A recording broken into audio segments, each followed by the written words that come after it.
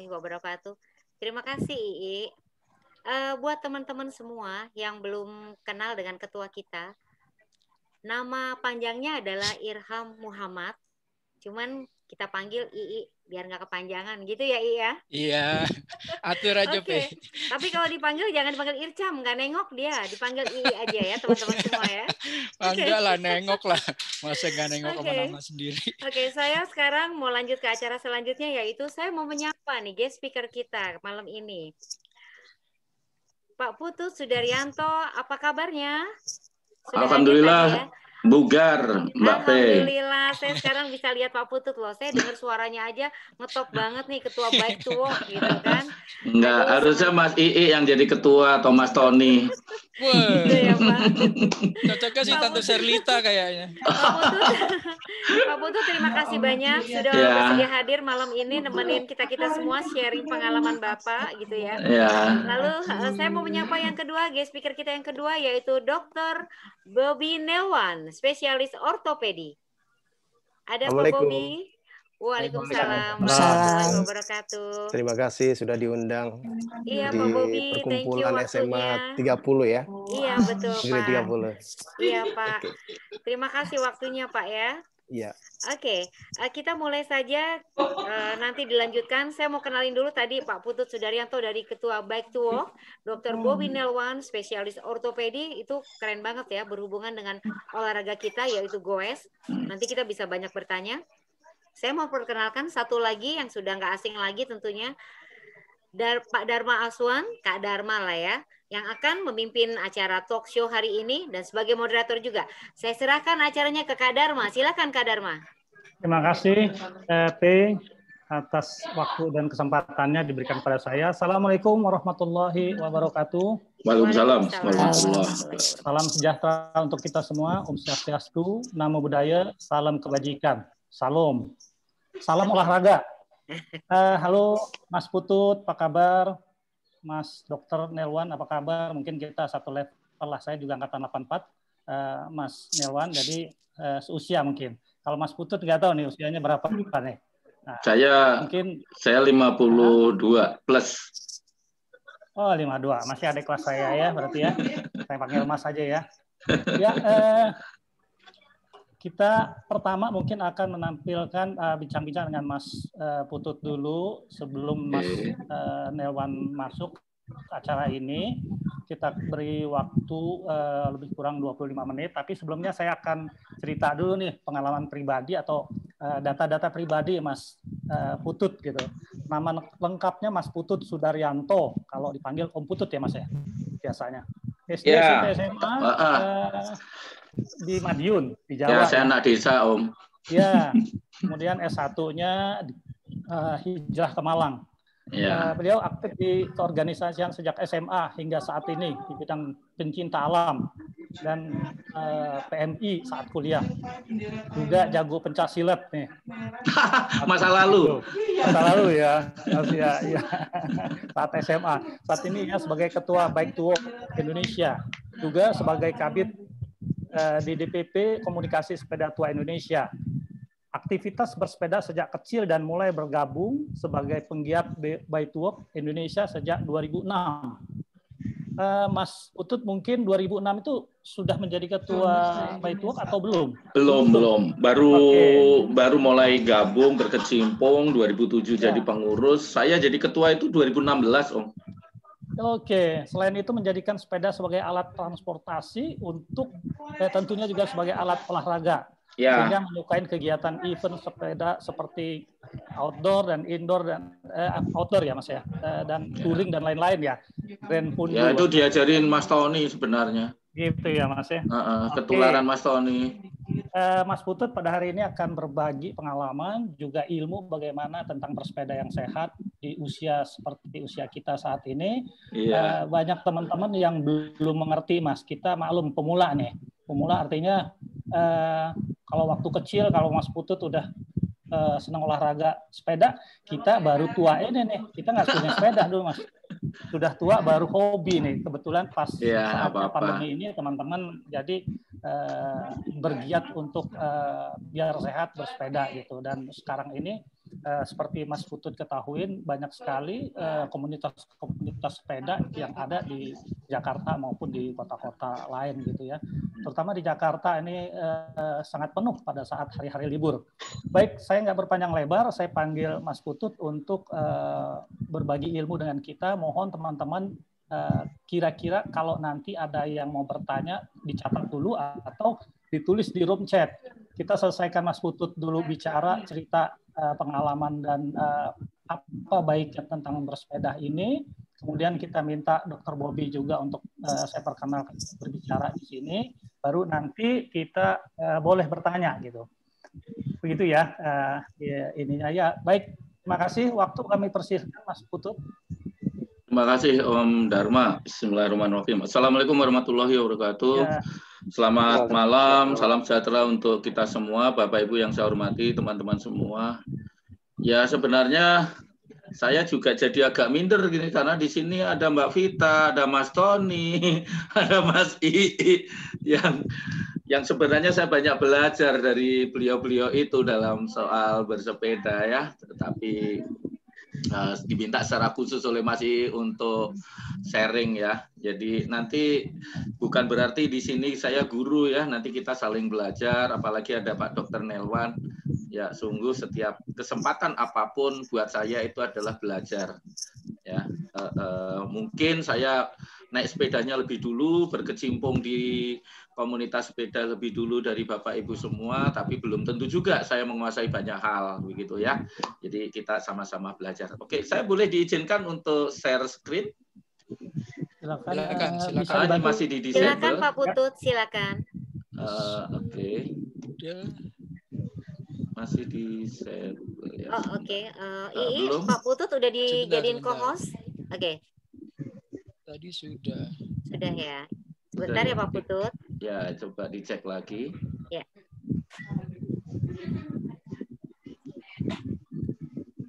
Belum. Sudah Om. Sudah ya, saya ulang ya.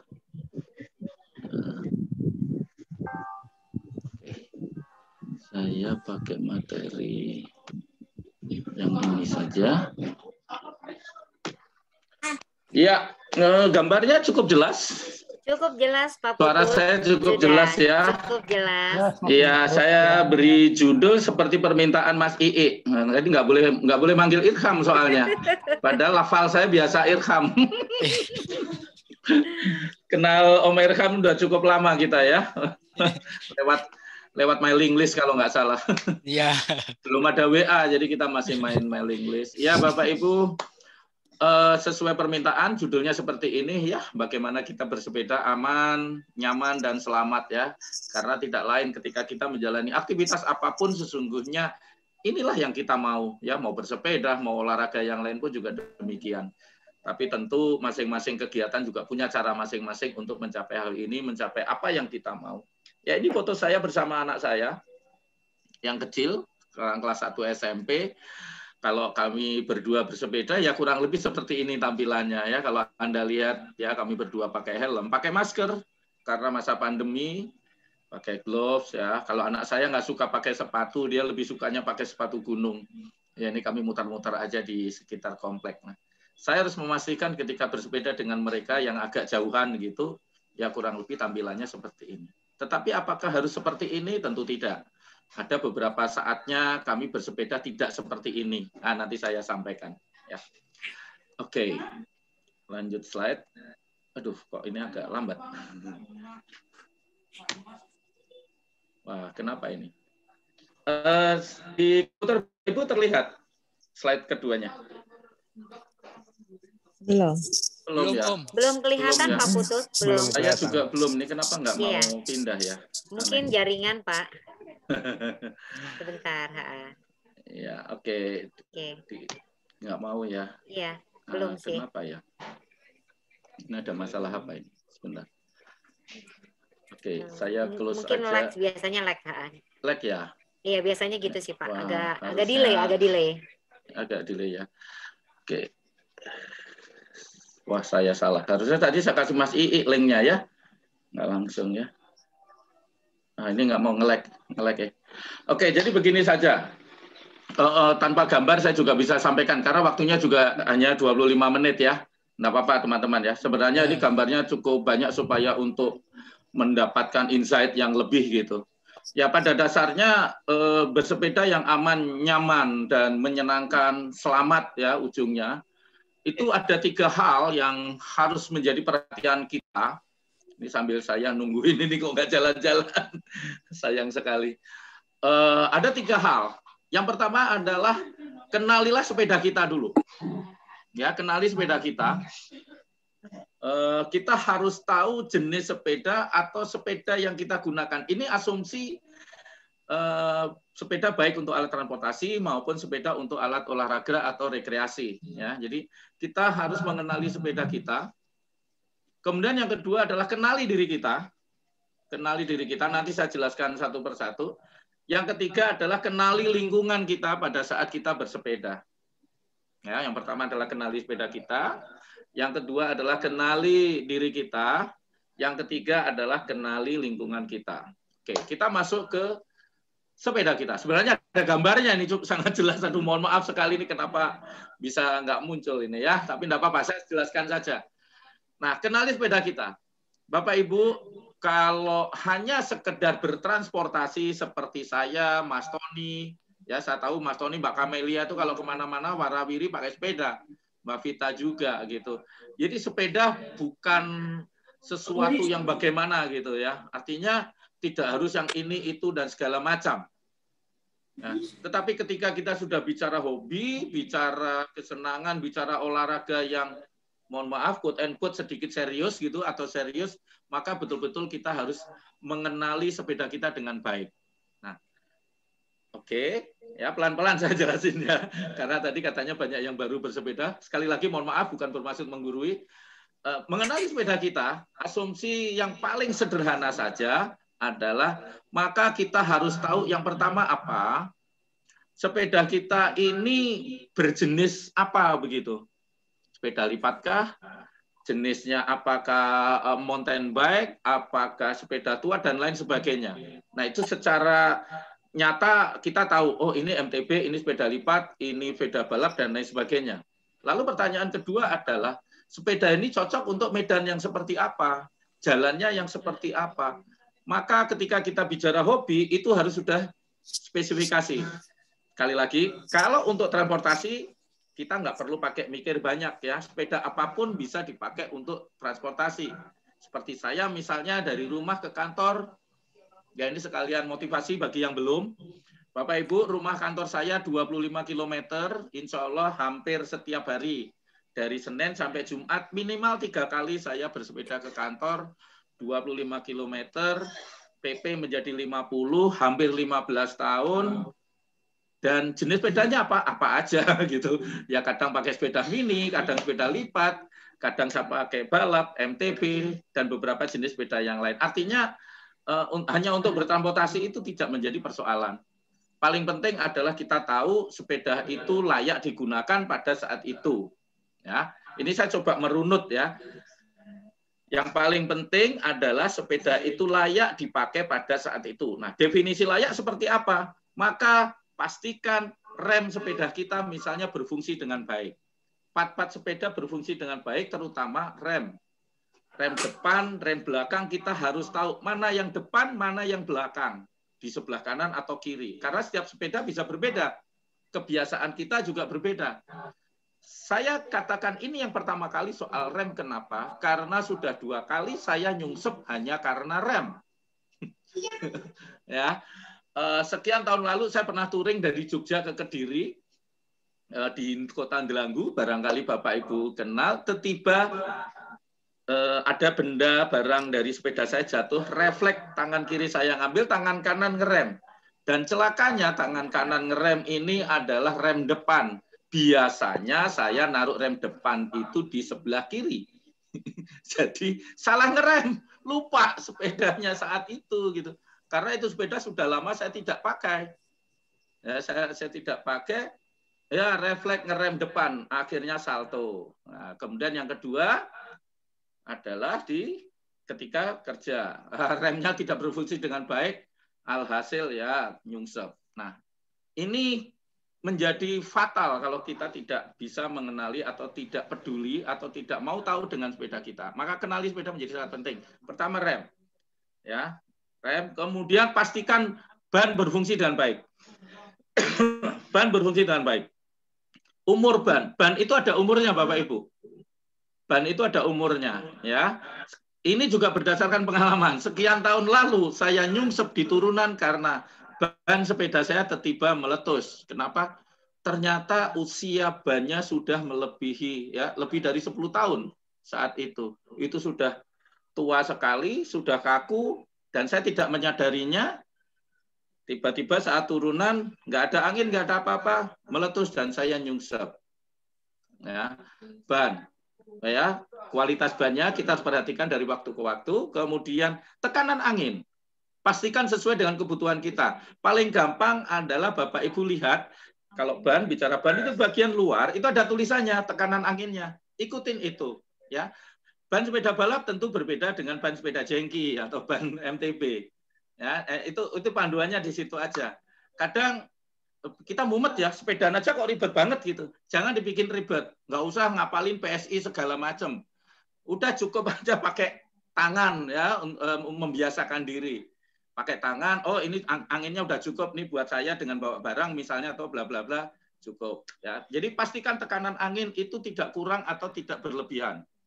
Kemudian rem ban pastikan pad penggerak ya. Kalau Bapak Ibu sepedanya ada pemindah gigi atau biasa disebut dengan RD, FD, shifter dan lain sebagainya, pastikan berfungsi dengan baik. Karena ketika apa yang saya sebutkan tadi tidak berfungsi dengan baik, ketika tanjakan atau turunan, Anda melakukan shifting yang salah, akibatnya adalah pada rantai juga bisa, kemudian pada saat nanjak salah shifting, tidak berfungsi dengan baik, rantai bisa putus, dan kita laju sepeda kita kadang-kadang juga bisa terhenti, karena kita tidak kuat, ya posisi fisiknya sudah tidak mampu tanjakan, sementara rantai yang dipindah, pemutar gearnya, ini saya mencoba menggunakan bahasa yang paling sederhana, mudah-mudahan bisa diikutin ya. FD itu adalah pemindah gigi yang belakang. Ya, kalau RD yang di depan, shifter itu alatnya yang di bagian depan. Biasanya kalau yang depan itu sebelah kanan, yang belakang sebelah kanan, yang depan sebelah kiri. Ya, shifternya seperti itu. Nanti boleh dibayangkan kalau sepedanya ada pemindah giginya. Nah, itu pastikan berfungsi dengan baik. Kemudian rantai. Pastikan tidak karatan, pastikan tingkat kepanjangannya juga itu sesuai. Ya, setiap sepeda tidak sama panjang rantainya, panjang pendeknya tidak sama.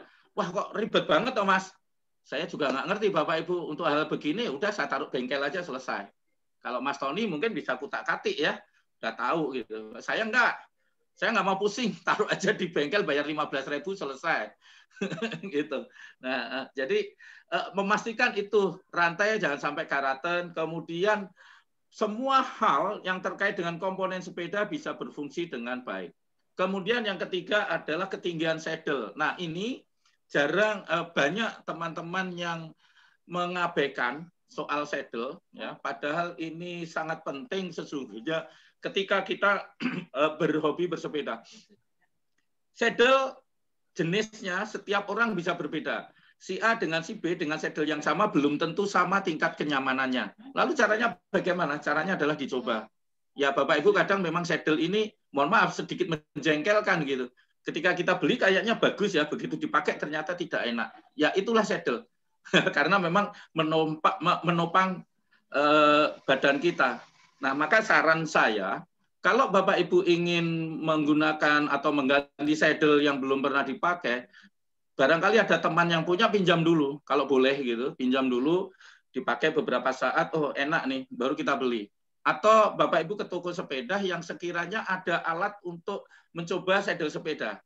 Begitu ya. Jadi saddle ini menjadi penting karena betul-betul akan membantu kita di dalam bersepeda dari sisi kenyamanan. Karena ketika saddle ini nggak pas, nggak enak, satu nggak nyaman, yang kedua bikin rasa sakit, ya. Dan itu menimbulkan apa ya istilahnya ketidakmampuan kita ketika kita mau bersepeda agak jauhan begitu. Ya sekali lagi kalau bicara hobi berarti kita kan ya, daripada sekedar bertransportasi gitu. Kemudian ketinggian saddle harus diukur betul sesuai dengan insim, aduh kalau saya ngomong insim ya, ketinggian tubuh kita gitu ya. Mungkin nanti Mas Tony bikin sesi khusus soal insim. Anda gurunya. Nah, itu ketinggian saddle pastikan sesuai dengan tinggi badan kita. Jangan sampai terlalu tinggi atau jangan sampai terlalu rendah. Karena kalau rendah, maka beban pada saat bersepeda akan bertumbuh pada paha Anda dan itu membuat cepat capek di paha. Kalau terlalu tinggi, nanti bebannya akan ada di lipatan paha bagian bawah belakang, atau bisa juga nanti akan mempengaruhi pinggang kita karena terlalu tinggi. Ya, kemudian lebar. Ya, kalau tadi kita bicara saddle ya, hubungannya adalah dengan lebar handlebar kita ini. Ya, tentu sesuai dengan jenis sepeda yang kita gunakan ya, ada yang pendek, ada yang lebar. Nah, ini juga harus disesuaikan jarak antara saddle kita dengan handlebar. Wah, susah ngomongnya nih kalau nggak ada gambar. Aduh, mohon maaf sekali, saya sudah siapin gambarnya. Ya, kalau Anda terlalu bungkuk begini, karena kalau bukan sepeda balap ya, maka nanti pengaruhnya ada pada pinggang, pinggul. Kalau Anda terlalu pendek, juga pengaruhnya ada pada struktur bagian belakang. Nah, nanti ada Dokter Nelwan ya, akan bisa jelaskan dari sisi ortopedik. Nah, ini betul-betul Bapak Ibu harus ukur. Kalau bingung nggak bisa ngukur, boleh tanya temannya yang sudah lebih dulu bersepeda, lihat langsung, nanti dicek ya, ketinggian saddle terutama, kemudian jarak antara apa ya istilahnya frame itu ya, antara saddle dengan handlebar lah, dengan stang gitulah ya, itu harus sesuai, betul-betul enak gitu, betul-betul nyaman. Kalau saya biasanya dengan sepeda harian, misalnya MTB atau ya sepeda jengki atau apa di sekitar saya ini bulan ada, itu biasanya patokan saya adalah lengan saya luruskan, saya bengkokkan sedikit begini. Terlalu lurus, itu biasanya tidak nyaman di sini atau di pinggang. Kalau terlalu begini juga tidak enak di leher atau di punggung kita begitu. Ya, jadi kenali sepeda Bapak Ibu, ya, kenali sebanyak mungkin. Kita harus tahu sepeda yang kita gunakan sebanyak mungkin. Semakin banyak kita tahu tentang detail sepeda kita, itu semakin baik. Ya. Tetapi sekali lagi, jangan pusing karena sepeda, jangan ribet karena sepeda. Ya, sepeda itu gampang, sederhana, jadi jangan dibikin pusing ya, jangan dibikin ribet. Poin pentingnya di sini adalah pastikan bahwa sepeda kita ini layak digunakan itu tadi. Dari hal yang paling sederhana tadi yang saya sampaikan. Kemudian juga sering juga teman-teman itu lupa dengan pedal. Ya, pedal itu biasanya tidak dicek ininya, putarannya, kemudian di BB-nya juga ya. Jadi rutin dicek, apalagi kalau sepeda itu setiap hari dipakai, maka sama seperti sepeda motor, kita harus bawa ke ahlinya. Kalau Bapak Ibu ahli, ya alhamdulillah, periksa sendiri, bersihkan sendiri, diservis sendiri, dirawat dengan baik. Ya. Itu yang pertama, kenali sepeda kita. Kemudian yang kedua adalah kenali diri kita. Bapak Ibu, sampai hari ini saya mencatat lebih dari 30 teman-teman di seluruh Indonesia yang wafat pada saat bersepeda atau sesaat setelah bersepeda karena faktor kesehatan. Ya, lebih dari 30 setahun terakhir ini di seluruh Indonesia, itu yang kami catat. Nah, artinya di sini adalah sebuah data yang menurut saya mengerikan sebenarnya, yang menjadi pembelajaran kita semua, bagaimana jangan sampai kegiatan kita bersepeda ini justru membawa malapetaka buat kita. Ya, jadi kenali diri kita. Ketika kita mau bersepeda, pastikan bahwa diri kita juga siap, sama seperti sepeda kita. Kalau Bapak Ibu terasa pusing misalnya, atau terasa kurang enak badan, nah ditanya lagi, saya bersepedanya ini mau kemana? Sejauh apa? Bersama teman-teman yang bagaimana? Contoh misalnya, kalau kita kurang tidur, tentu akan mempengaruhi tingkat kebugaran kita. Nah, bisa nggak saya bersepeda dengan kecepatan 30, 25 seperti kawan-kawan kita? Bisa nggak saya nanjak yang akan direncanakan? Ya, kadang-kadang kalau mau gobar kan kita sudah sampaikan tuh teman-teman kan. Oh, besok kita 100 kilo dengan kontur begini, begini, begini. Nah, itu dilihat lagi. Saya beberapa kali terpaksa membatalkan keikutsertaan saya. Beberapa kegiatan yang dilakukan oleh kawan-kawan hanya karena saya merasa tidak fit saat itu, bukan tidak bugar bagaimana. Ini kalau saya dengan kecepatan 30 km per jam 40 km kayaknya saya bakalan kewer-kewer nih. Ya sudahlah, saya tetap datang, tinggal aja, saya sendirian gitu. Nah, artinya saya tidak akan pernah mau memaksakan diri saya berlebihan jika saya merasa itu melampaui kemampuan diri saya. Tetap saya akan berusaha sebaik mungkin meningkatkan kualitas saya di dalam bersepeda, tetapi tentu batasan itu harus ada. Jadi kalau kurang tidur, maka kita harus paham. Kemudian hari itu, halo? Waktunya masih banyak? Cukup ya? Masih 5 menit lagi, Pak. Masih cukup. Sebenarnya ini cukup banyak. Ya, artinya begini. Oke, saya percepat saja. Iya, Pak. Bahwa pastikan bahwa ketika kita bersepeda, kita itu paham betul diri kita gitu. Jadi kenali diri kita dengan baik. Oke, misalnya berangkat bersepeda kita sehat sekali, merasa bugar sekali. Nah, tiba-tiba di tengah perjalanan merasa ada yang kurang beres. Segera istirahat. Jangan memaksakan diri ketika diri kita memang tidak bisa dipaksa. Kadang-kadang ketika berombongan, kita tuh suka malu kan. Weh, itu di apa istilahnya kalau orang Jawa, dicengin gitu atau dibully lah. Wah, gini aja enggak kuat, gitu aja enggak kuat. Ya, abaikan Bapak Ibu. Kita bersepeda untuk sehat, untuk baik. Jadi, buat saya, lebih baik saya dibully daripada nanti saya didoain yang bagaimana begitu ya. Jadi, jangan sampai kita membuat susah diri kita dan membuat susah orang lain gitulah intinya ya. Jadi mengenali diri itu menjadi sangat penting ketika kita sebelum bersepeda dan pada saat bersepeda ya. Berasa pusing misalnya atau udah nggak kuat ya, tanya dulu kepada diri kita, kuat nggak sih kalau saya paksa. Kalau misalnya sudah ini ya nggak usah. Ini nanti kita bisa bikin sesi lagi khusus yang ini seharusnya. Ini banyak sekali. Siap. Kemudian yang ketiga, kenali lingkungan kita. Ya, kenali lingkungan kita. Yang pertama adalah jalan, Bapak Ibu. Jadi tanya dulu, kalau besok saya mau bersepeda ke sini, rutenya seperti apa? Oh, rutenya ternyata lebih banyak off-road. Nah, oke. Kalau lebih banyak off-road, sepeda kita harus kita lihat lagi. Bannya layak nggak untuk off-road? Misalnya, ini sepeda rutenya off-road, ajrut-ajrutan segala macam. Kita mau pakai sepeda lipat, ya nggak akan bisa nyaman begitu kan, nggak akan bisa nyaman, bisa jadi kita bisa celaka. Ini pernah saya alami. Kenapa saya sampaikan ini? Sekali waktu saya diminta diajak kawan-kawan main di Kelangon, tahu ya Kelangon, lereng Merapi, sekian tahun yang lalu. Saya pinjam sepeda teman, di mana teman ini yang nggak terlalu ngerti sepedaan di Kelangon. Sementara yang lain bawa AM, sepeda AM, saya hanya disiapkan MTB saja dengan handlebar yang pendek. Alhasil, ya nyungsep lah saya. Baru jalan sekian.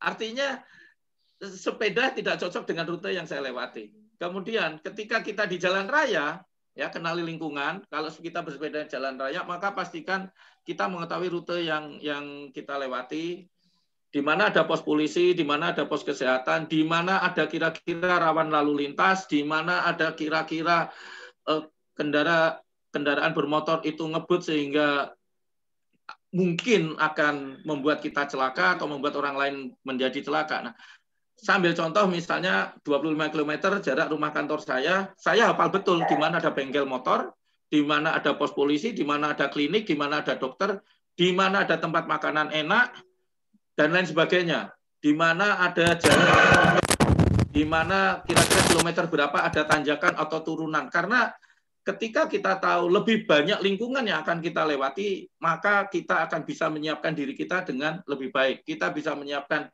sepeda kita dengan lebih baik begitu. Jadi saya hafal betul kira-kira ada motor yang biasa lawan arus ada di mana. Nah, di situ saya sudah mulai waspada ketika mendekati tempat di situ gitu. Ya, biasanya kalau di rute saya itu kilometer 15 dari rumah saya, itu pasti banyak motor lawan arus. Kemudian di sekitar kilometer 5 sampai 12 itu banyak motor yang kebut-kebutan. Kenapa? Karena jalannya relatif lebar, datar, enak banget buat ngebut kalau naik motor begitu. Nah, ini butuh kewaspadaan yang luar biasa dari saya. Kemudian di kilometer 10 misalnya, itu pasti ada pertigaan yang betul-betul kerot. Nah, saya hafal sekali di sana. Kemudian juga daerah-daerah yang sekiranya berpotensi apa istilahnya ya, kriminalitas. Nah, kita harus hafalkan di situ. Kira-kira kalau malam bisa nggak bersepeda di situ? Oh, di sini 24 jam aman. Ya sudah, kita bersepeda gitu. Misalnya pulang kerja jam 8, jam 9. Ya Bapak Ibu, saya pernah juga pulang kerja, saya terpaksa harus mutar 4 km. Hanya karena ingin selamat. Kenapa? Di daerah itu rawan sekali, maka saya harus mutar. Waktu itu saya pulang malam sekali, jam 10-an malam begitu. Maka saya lebih baik agak jauh sedikit, tapi aman. Nah, jadi itu tadi ya Bapak Ibu. Mohon maaf sekali, sebenarnya saya tulis panjang lebar. Itu kenali diri kita, kenali sepeda kita, kenali lingkungan kita. Kemudian terakhir ya, ini soal keselamatan di jalan. Bapak Ibu, saya hanya pesan 2 hal ini, mudah-mudahan bisa diingat terus selamanya ketika kita menjadikan sepeda, terutama sebagai alat transportasi, karena di jalan raya. Pastikan ketika kita bersepeda, selalu niatkan dalam diri kita, selalu sampaikan pada diri kita, bahwa jangan sampai saat kita bersepeda itu membuat diri kita celaka, dan membuat orang lain menjadi celaka karena cara bersepeda kita. Yang pertama adalah patuhi aturan lalu lintas. Apapun alasannya kecuali ada diskresi dari petugas. Ya, patuhi aturan lalu lintas. Kemudian yang kedua, adab sopan santun harus kita jaga dimanapun. Ya, sekali lagi karena kita sepeda di jalan raya tidak sendiri, ada pengguna jalan yang raya yang lain yang juga ingin selamat dan aman seperti kita. Nah, jadi yang pertama adalah jangan sampai membuat diri kita celaka dan jangan sampai membuat orang lain menjadi celaka karena cara bersepeda kita. Kemudian yang kedua adalah Bapak Ibu sekarang COVID naik lagi, saya betul-betul bermohon selalu niatkan dalam diri kita, jangan sampai kita ketularan COVID, dan jangan sampai kita menularkan COVID-19. Caranya bagaimana? Ikuti protokol kesehatan, walaupun kita bersepeda. Sama seperti gambar ini, saya bersepeda menggunakan masker. Caranya bagaimana supaya tidak ngap? Maka pilihlah masker yang baik ketika bersepeda. Saran saya adalah kain dengan 2 ple, atau kalau Anda boleh beli juga masker yang ada filternya di tengah. Kemudian intensitas kayuan diatur sesuai dengan kemampuan masing-masing. Ya, kalau misalnya Mas Tony 25 km per jam pakai masker kuat, saya tidak kuat, maka saya akan di bawahnya. Begitupun kalau mungkin saat itu saya lebih kuat, saya juga bisa di atasnya. Ya, kayuhan ini menjadi sangat penting karena mempengaruhi kinerja jantung paru kita. Nah, kalau sudah terasa ngap, misalnya ketika pakai masker, minggir. Lebih baik kita berhenti, atur napas, pakai masker lagi. Ya, kalau masker sudah basah, ganti masker yang baru. Saya ke kantor biasa bawa 2-3 masker. Tapi biasanya sih saya ganti sampai kantor. Baru saya ganti masker yang baru. Kenapa? Karena bersepeda saya lambat sekali. Dulu sebelum pandemi, kalau tanpa masker, saya 1 jam 10 menit sampai kantor. Sekarang rata-rata 1 jam setengah. Artinya saya lebih pelan. Saya lebih menjaga diri saya supaya tidak kena droplet. Supaya 100% saya tetap pakai masker, maka intensitas kayuan saya yang saya atur. Nah, sehingga sampai kantor biasanya berkeringat, baru saya ganti masker yang baru. Jadi Bapak Ibu, tetap terapkan protokol kesehatan dimanapun, termasuk kita bersepeda, ya, hand sanitizer, masker, jaga jarak, itu harus selalu kita lakukan. Dan saya yakinkan kepada Bapak Ibu semua bahwa bersepeda itu sangat membantu kita di masa pandemi ini, karena sepeda sifatnya individual, kita bisa pastikan sepeda kita bersih, kita bisa atur kecepatan kita, dan dengan bersepeda warawiri ke kantor kemana-mana, itu sungguh membantu tingkat kebugaran kita. Dan insya Allah kalau kita jauh lebih bugar, maka daya tahan tubuh, imunitas tubuh kita menjadi lebih baik. Dan COVID-19 insya Allah tidak akan menerpa kita. Saya kira itu yang bisa saya sampaikan. Sekali lagi mohon maaf, sebenarnya materi ini sangat baik. Nanti saya bagi saja ke Mas Ii, nanti biar disebar ke Bapak Ibu semua ya. Nanti saya masukkan di Google Drive saja. Anda bisa baca. Nah, keterangannya tadi sebagian besar saya sudah sampaikan. Sekali lagi, bersepeda itu menyenangkan, bersepeda itu tidak ribet. Insya Allah banyak unsur ibadah di sana, banyak membawa kebaikan, baik kepada diri kita, baik lingkungan kita, agama kita, apapun agama kita, bersepeda membawa kebaikan. Dan satu hal yang ingin saya sampaikan pada Bapak Ibu, polusi udara sangat tinggi, kemacetan begitu luar biasa di Indonesia, kecelakaan lalu lintas menyentuh angka 20.000 per tahun, artinya 2-3 jam, 2-3 orang meninggal dunia laka lantas per jam, per hari di Indonesia ini. Maka salah satu solusinya adalah ayo sama-sama kita kurangi ketergantungan kita terhadap penggunaan bermotor pribadi. Kita beralih ke sepeda, angkutan umum, dan jalan kaki. Hari ini adalah Hari Pejalan Kaki Nasional Indonesia. Sekian tahun lalu ada teman-teman kita yang jalan kaki ditabrak mobil meninggal dunia ya. Ingat ya, kita harus peringati itu, tapi jangan pantang menyerah. Tetap jalan kaki, tetap bersepeda, tetap naik angkutan umum, karena sesungguhnya adalah untuk diri kita, lingkungan kita, dan Indonesia. Mari bersepeda untuk Indonesia. Demikian dari saya. Terima kasih. Wassalamualaikum warahmatullahi wabarakatuh. Waalaikumsalam warahmatullahi wabarakatuh. Terima kasih Mas Putut telah memberikan banyak ilmunya kepada kita. Yang pertama mungkin yang harus kita kenalin tadi adalah kenalin sepeda kita, kenalin diri kita, kenalin lingkungan kita, dan kenalin keselamatan di jalan. Itu ada uraiannya. Mungkin nanti kita bikin sesi khusus ya dengan Mas Putut lagi untuk berikutnya, karena banyak banget itu yang harus diuraikan Mas Putut. Terima kasih Mas Putut. Saya pikir Mas Putut masih ada di sini. Kita dengarkan dulu uraian akan disampaikan oleh Dr. Bobby Nelwan yang sebentar lagi akan memberikan ilmu-ilmunya. Tapi sebelumnya saya bacakan dulu biodatanya Dr. Bobby Nelwan ini. Dr. Bobby ini lulusan dari FKUKI tahun 91, kemudian melanjutkan S2-nya di UI. Terus beliau juga beberapa melanjutkan pendidikan ortopedi olahraga. Jadi sesuai dengan tema kita pada saat ini. Beliau pernah ke Thailand, Filipina, Singapura, Korsel, Taiwan, dan Jerman. Sekarang sedang ingin menyelesaikan pendidikan doktor S3-nya di UI ya. Beliau juga aktif di dunia olahraga Indonesia sebagai konsultan berbagai olahraga seperti bola basket, bola, dan lain-lain. Beliau telah merawat berbagai atlet yang cedera dan membantu mereka mengembalikan capaian mereka. Sedikit yang saya sampaikan, tentunya banyak sekali pengalaman Dr. Bobby Nelwan ini. Baiklah, kita panggil Dr. Bobby Nelwan untuk memberikan ilmu-ilmunya pada kita. Mohon didengarkan, dan kalau ada nanti pertanyaan tolong dicatat atau silahkan diketik di room chat-nya biar nanti kita akan bertanya kepada dua narasumber kita. Silahkan Dr. Bobby Nelwan untuk waktunya.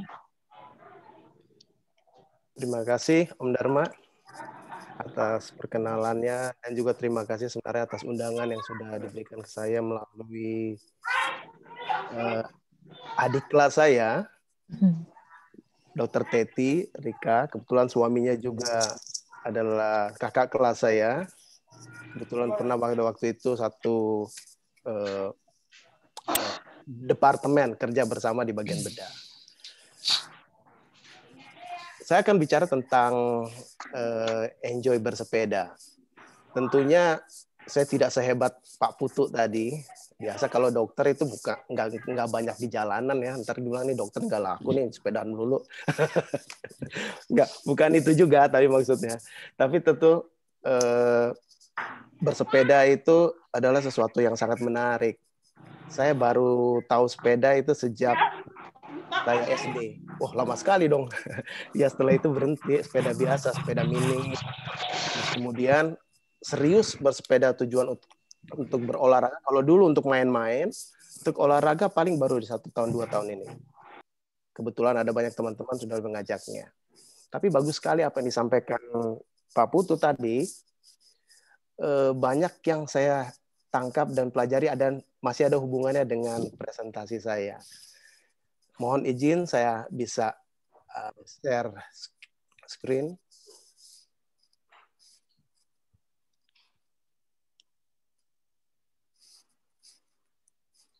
Silakan, Dok. Oke, terima kasih.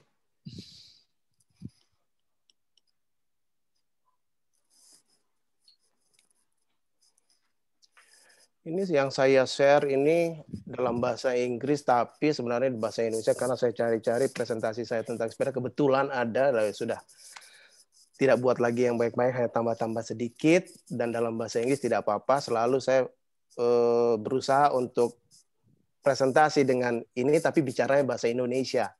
Izinkan saya untuk mempresentasikannya.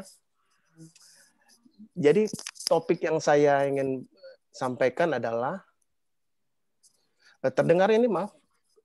Terdengar, Dok. Ya. Silakan, Dok. Ya, jelas. Jadi menikmati dan juga bersepeda, kedengaran, bersepeda, Pak. ya.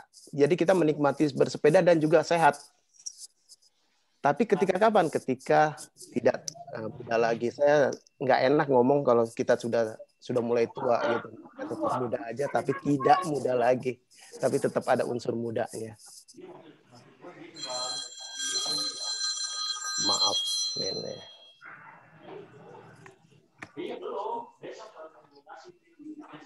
Oke. Tadi masalahnya sama ini dengan Pak Putu. Nggak bisa diklik-klik lagi. Ternyata Pak Putu itu mesti diklik di gambarnya. Jadi jangan pakai direction kiri kanan. Oke. Tadi sudah disampaikan, sepeda itu nikmat. Kalau ngelihat gambarnya sih nikmat. Mungkin gambarnya Pak Putu kalau itu kan mungkin lebih nikmat lagi. Mungkin. Tapi dari gambar ini saya sudah merasa menikmati kota. Tadi gambar-gambar dari video-video yang tadi sudah ditampilkan juga gambar-gambar yang sangat bagus. Dan ini merupakan salah satu kenikmatan bersepeda. Dan kita tidak bisa, pasti kita akan merasakan, apalagi yang baru pertama. Waduh, kenapa nggak dari dulu ya? Ternyata pandemi ini justru membuat kita jadi lebih kenal sepeda dan lebih menikmati apa itu bersepeda. Jadi bukan lagi, kita mungkin bukan seperti Pak Putu, sudah sampai menikmati kalau pergi bekerja dengan sepeda. Kalau kita baru menikmati sampai sini Pak Putu mungkin.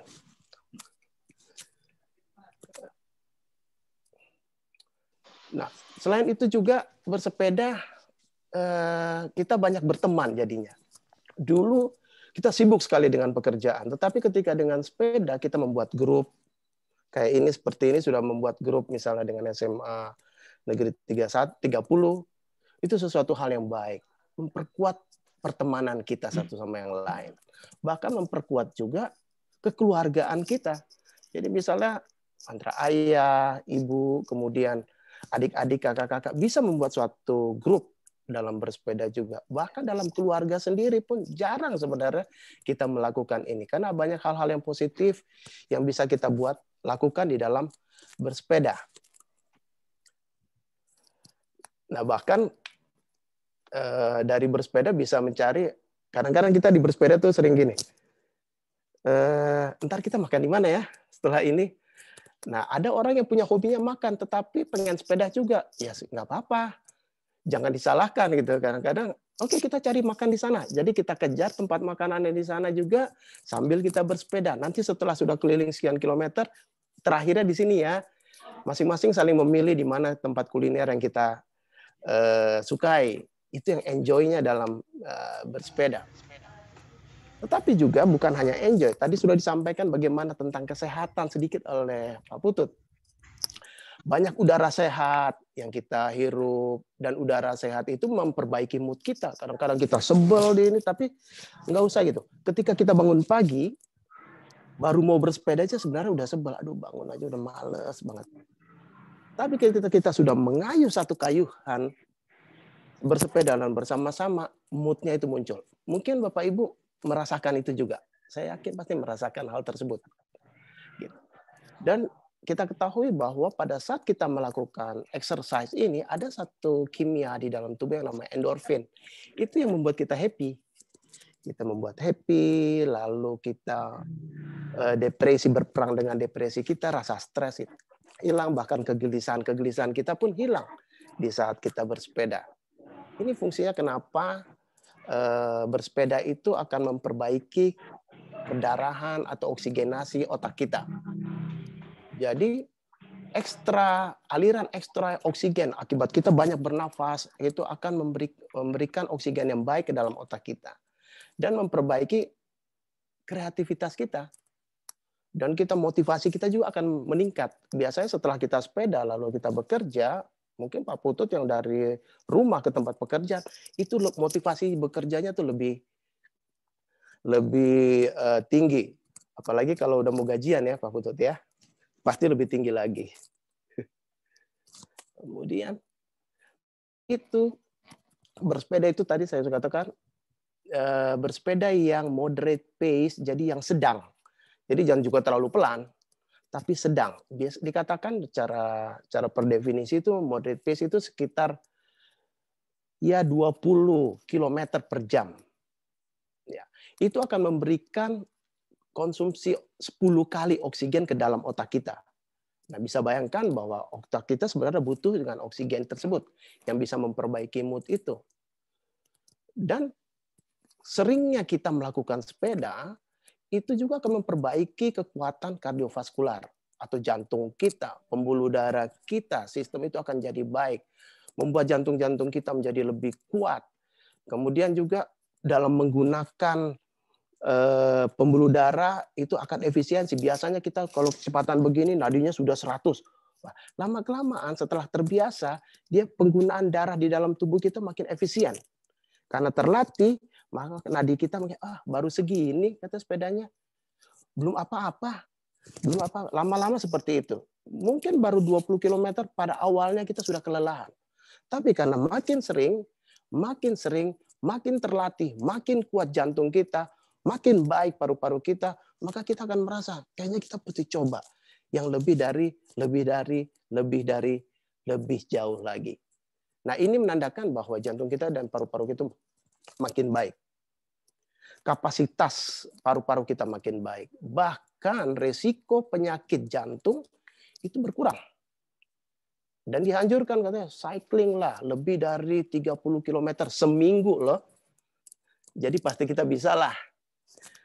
30 km seminggu saya pasti bisa. Kadang-kadang kita sekali jalan aja bisa sampai 30. Itu minimal ya, minimal.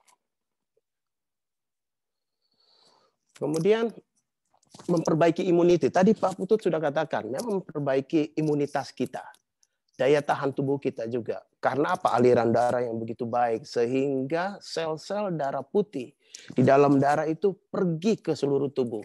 Karena semua terbuka. Paru-parunya terbuka, kemudian aliran-aliran darah kapiler, artinya aliran-aliran darah yang kecil itu menuju ke ujung-ujung tubuh kita, ke tempat yang paling ujung, ke saraf-saraf kita, itu terbuka.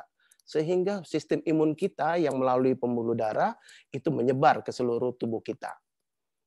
Yang dikatakan bahwa memang moderate exercise, jadi yang sedang-sedang saja itu akan meningkatkan imun kita. Dan memperbaiki sehingga bisa daya tahan ini akan melawan segala penyakit-penyakit yang bisa menyerang kita dan mengurangi resiko serangan jantung, stroke dan semua penyakit-penyakit yang lain, gagal ginjal, demikian. Nah, ini orang-orang yang orang gendut ini katanya saya naik sepeda pengen jadi kurus. Oh, bisa. Sangat bisa, terus terang aja saya tuh perut saya tuh berkurang dengan sepeda. Dan itu sesuatu hal yang baik dan menambah massa otot. Karena bersepeda itu memungkinkan pergerakan seluruh tubuh kita. Ya, mulai dari otot-otot kaki, tangan, badan kita untuk menjaga keseimbangan, leher kita, tulang belakang kita, semua otot-otot itu akan terbentuk. Itu akan terasa pada saat apa? Pada saat kita baru pertama kali bersepeda, kemudian baru selesai sepeda, maka bagian-bagian otot ada yang pegal. Itu menandakan bahwa otot-otot kita sedang bekerja. Nah, otot-otot yang pegal itulah yang bekerja. Itu sebabnya dengan kita makin melakukan pekerjaan bersepeda tersebut, itu akan meningkatkan metabolisme kita. Kalau metabolisme meningkat, maka oksigen itu akan dibutuhkan banyak. Paru-paru itu akan bekerja. Membakar semua kalori-kalori, lemak-lemak yang ada di dalam tubuh kita. Bahkan setelah bersepeda pun hal itu masih berlanjut. Hebatnya itu bersepeda itu. Nah, ini muka sering kadang-kadang saya tuh benar apa yang dikata Pak Putu tadi. Kita harus kenal diri, jangan sampai hanya karena bully, oh kok mau begitu saja, kok udah pelan, enggak. Tapi kadang-kadang kalau kita sudah lagi kuat gitu, kita tahu diri kita. Kayaknya saya perlu ada nambah pace gitu. Sekali-sekali kita nakal boleh, agak lebih cepat di depan, tapi pada saat yang lurus dan aman. Cepat di depan untuk menangkap pace kita, lalu kita tunggu teman-teman. Nah, kadang-kadang kita mencoba untuk meningkatkan intensitas latihan kita. Untuk apa? Untuk supaya beban, karena makin kita latihan, makin meningkat beban kita, jantung kita pun makin kuat. Tetapi ingat, kenal diri kita. Jangan sudah ngos-ngosan, sudah susah, udah pusing, pengen nambah, nggak boleh. Apa yang dikatakan Pak Putu tadi itu betul sekali. Selain itu, kita tahu bahwa dengan kita bersepeda tadi, sehat juga dalam hal sehat bersosial. Kita mempunyai banyak teman, bahkan saya mendapatkan teman-teman baru juga dari kemudian adik-adik saya pengen ikut, dia ngajak temannya, berkenalan. Itu pun bisa berteman, bisa berbisnis. Ternyata bersepeda itu bukan hal hanya sendirian, tetapi itu juga bisa melakukan sosialisasi. Sosialisasi pertemanan, sosialisasi bisnis bersama, itu bisa dilakukan. Bahkan bisa mendorong satu sama yang lain untuk misalnya, ya tadi bilangnya dibully, oh aku gitu aja, enggak. Tapi enggak juga. Pada saat kita ingin ini, ada keinginan, yuk kita bisa enggak tambah lagi di tempat yang lebih tinggi. Ada tanjakannya sedikit. Jadi diskusi ini terus berlanjut dan memberikan support satu sama yang lain. Pasti bisa. Pasti bisa. Tentunya ada teknik-teknik tertentu. Saya belajar learning by doing ya. Teknik-teknik tertentu untuk menambahkan pace itu bisa dilakukan ketika kita sudah melakukan perjalanan kurang lebih, buat saya setelah melakukan perjalanan 10 km, baru saya mencoba untuk menambah pace. Kita usia-usia yang begini jangan bersaing dengan orang yang masih muda. Gitu. Kecuali sudah sangat terlatih. Usia-usia begini yang sudah sangat terlatih nggak ada masalah. Tapi buat kita yang baru, kita jalan sama-sama dengan kecepatan yang sama-sama, jarak yang sama. Setelah 10 km bisa menambah. Dan itu saya lakukan dengan grup saya dan ternyata itu berguna. Bisa menambah, memberikan motivasi untuk kita tetap melatih makin lebih baik dan lebih baik. Bahkan ada yang nantangin, yuk kita 100 kilo. Jadi ini ada motivasi yang makin meningkat. Saya rata-rata baru sampai di 30 sampai 50 kilo saja, tidak sehebat Pak Putut tadi. Tapi ya sudah ada keinginan, bagaimana kalau kita 100 kilo ya, kayaknya ini udah mulai ringan rasanya, ya, gitu kayaknya. Nah ini sedikit, agak sedikit suatu kesimpulan tentang keuntungan dalam bersepeda tadi, memperbaiki balance kita, jantung kita, koordinasi kita. Apalagi saya seorang surgeon, ahli bedah, koordinasi dalam pekerjaan kiri kanan muzzle ini perlu. Daya tahan saya untuk berdiri, untuk operasi itu perlu. Nah itu memperbaiki muscle, kemudian mental kita akan jadi baik, karena otak kita juga diberikan oksigen yang baik. Back pain kita akan berkurang untuk posisi yang benar. Karena kebanyakan orang itu melakukan latihan itu cuma dengan tangan, dia lupa backnya. Dia lupa belakangnya. Nah padahal dengan sepeda kita sudah melatih muscle di belakang punggung kita. Back exercise. Kemudian paling penting juga joint. Persendian kita itu akan baik. Makin kita lebih banyak bergerak bersepedaan, maka cairan sendi itu akan banyak berganti yang baru. Pergerakan makin baik, tulang rawan kita makin baik. Asal jangan jatuh, joint kita juga rusak. Itu aja syaratnya. Nah, ini sedikit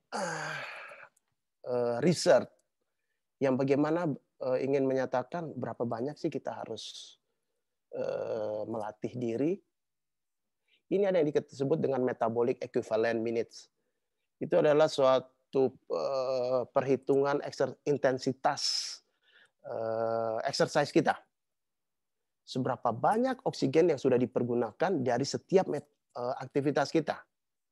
Misalnya tadi sudah saya sampaikan, moderate bicycling itu yang moderate itu sekitar 19 sampai 22 km per jam. Nah, tapi saya sampaikan udahlah rata-rata di 20. Nah, dia mempunyai nilai MAT itu 8 MAT activity. Lalu seberapa besar kita harus melakukannya? Gampang.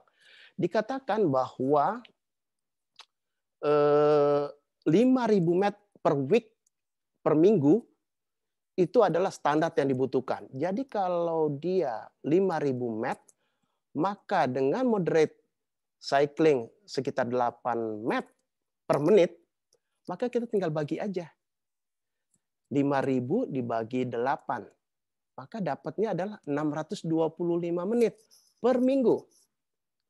Atau 10,4 jam per minggu. Nah, dibagi aja. Kita setiap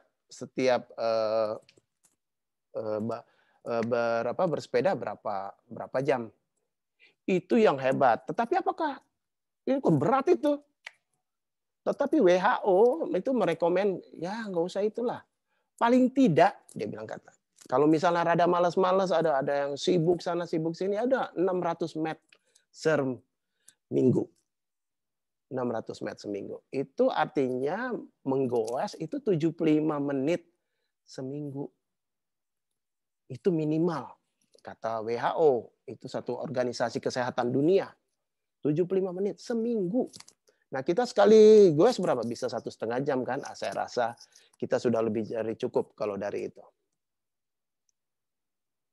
Nah, tadi sudah dikatakan bagaimana preparationnya supaya enjoy dan help. Tadi sudah sampaikan oleh Pak Putut bahwa kita harus tahu dulu di mana kita akan bersepeda, sangat kenal off-road atau on-road. Ya, apakah kita harus dari sini kita harus memilih? Maaf, MTB-nya itu agak belum kehapus. Seharusnya nggak ada MTB. Jadi di situ kita harus lihat untuk kebutuhan road ini, saya memakai sepeda apa. Saya punya sepeda ini. Saya punya sepeda lipat. Ya jangan off-road kali ya, Pak Putut ya. Jadi mungkin kita sepedanya on-road saja. Gitu. Jadi kita harus kenal sepeda kita dan kita kenal kita mau kemana. Kemudian kita harus tahu rules dari of the road. Jadi yang kita akan lewati ini nanti lampu merahnya ada enggak?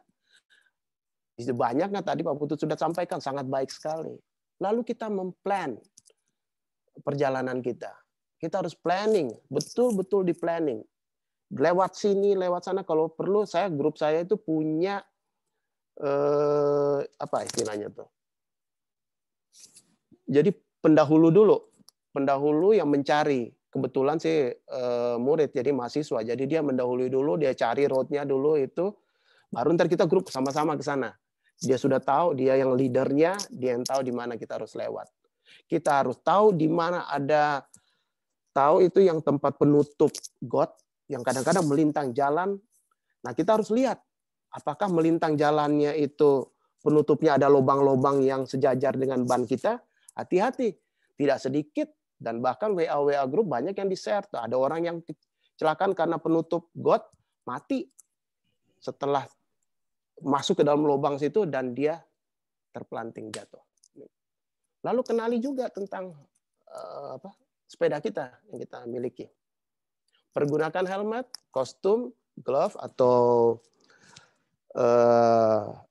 helm, kemudian baju, sarung tangan, dan alas kaki yang tepat sebaiknya. Kalau bisa kita bawa, ini sebenarnya untuk yang jarak jauh ya.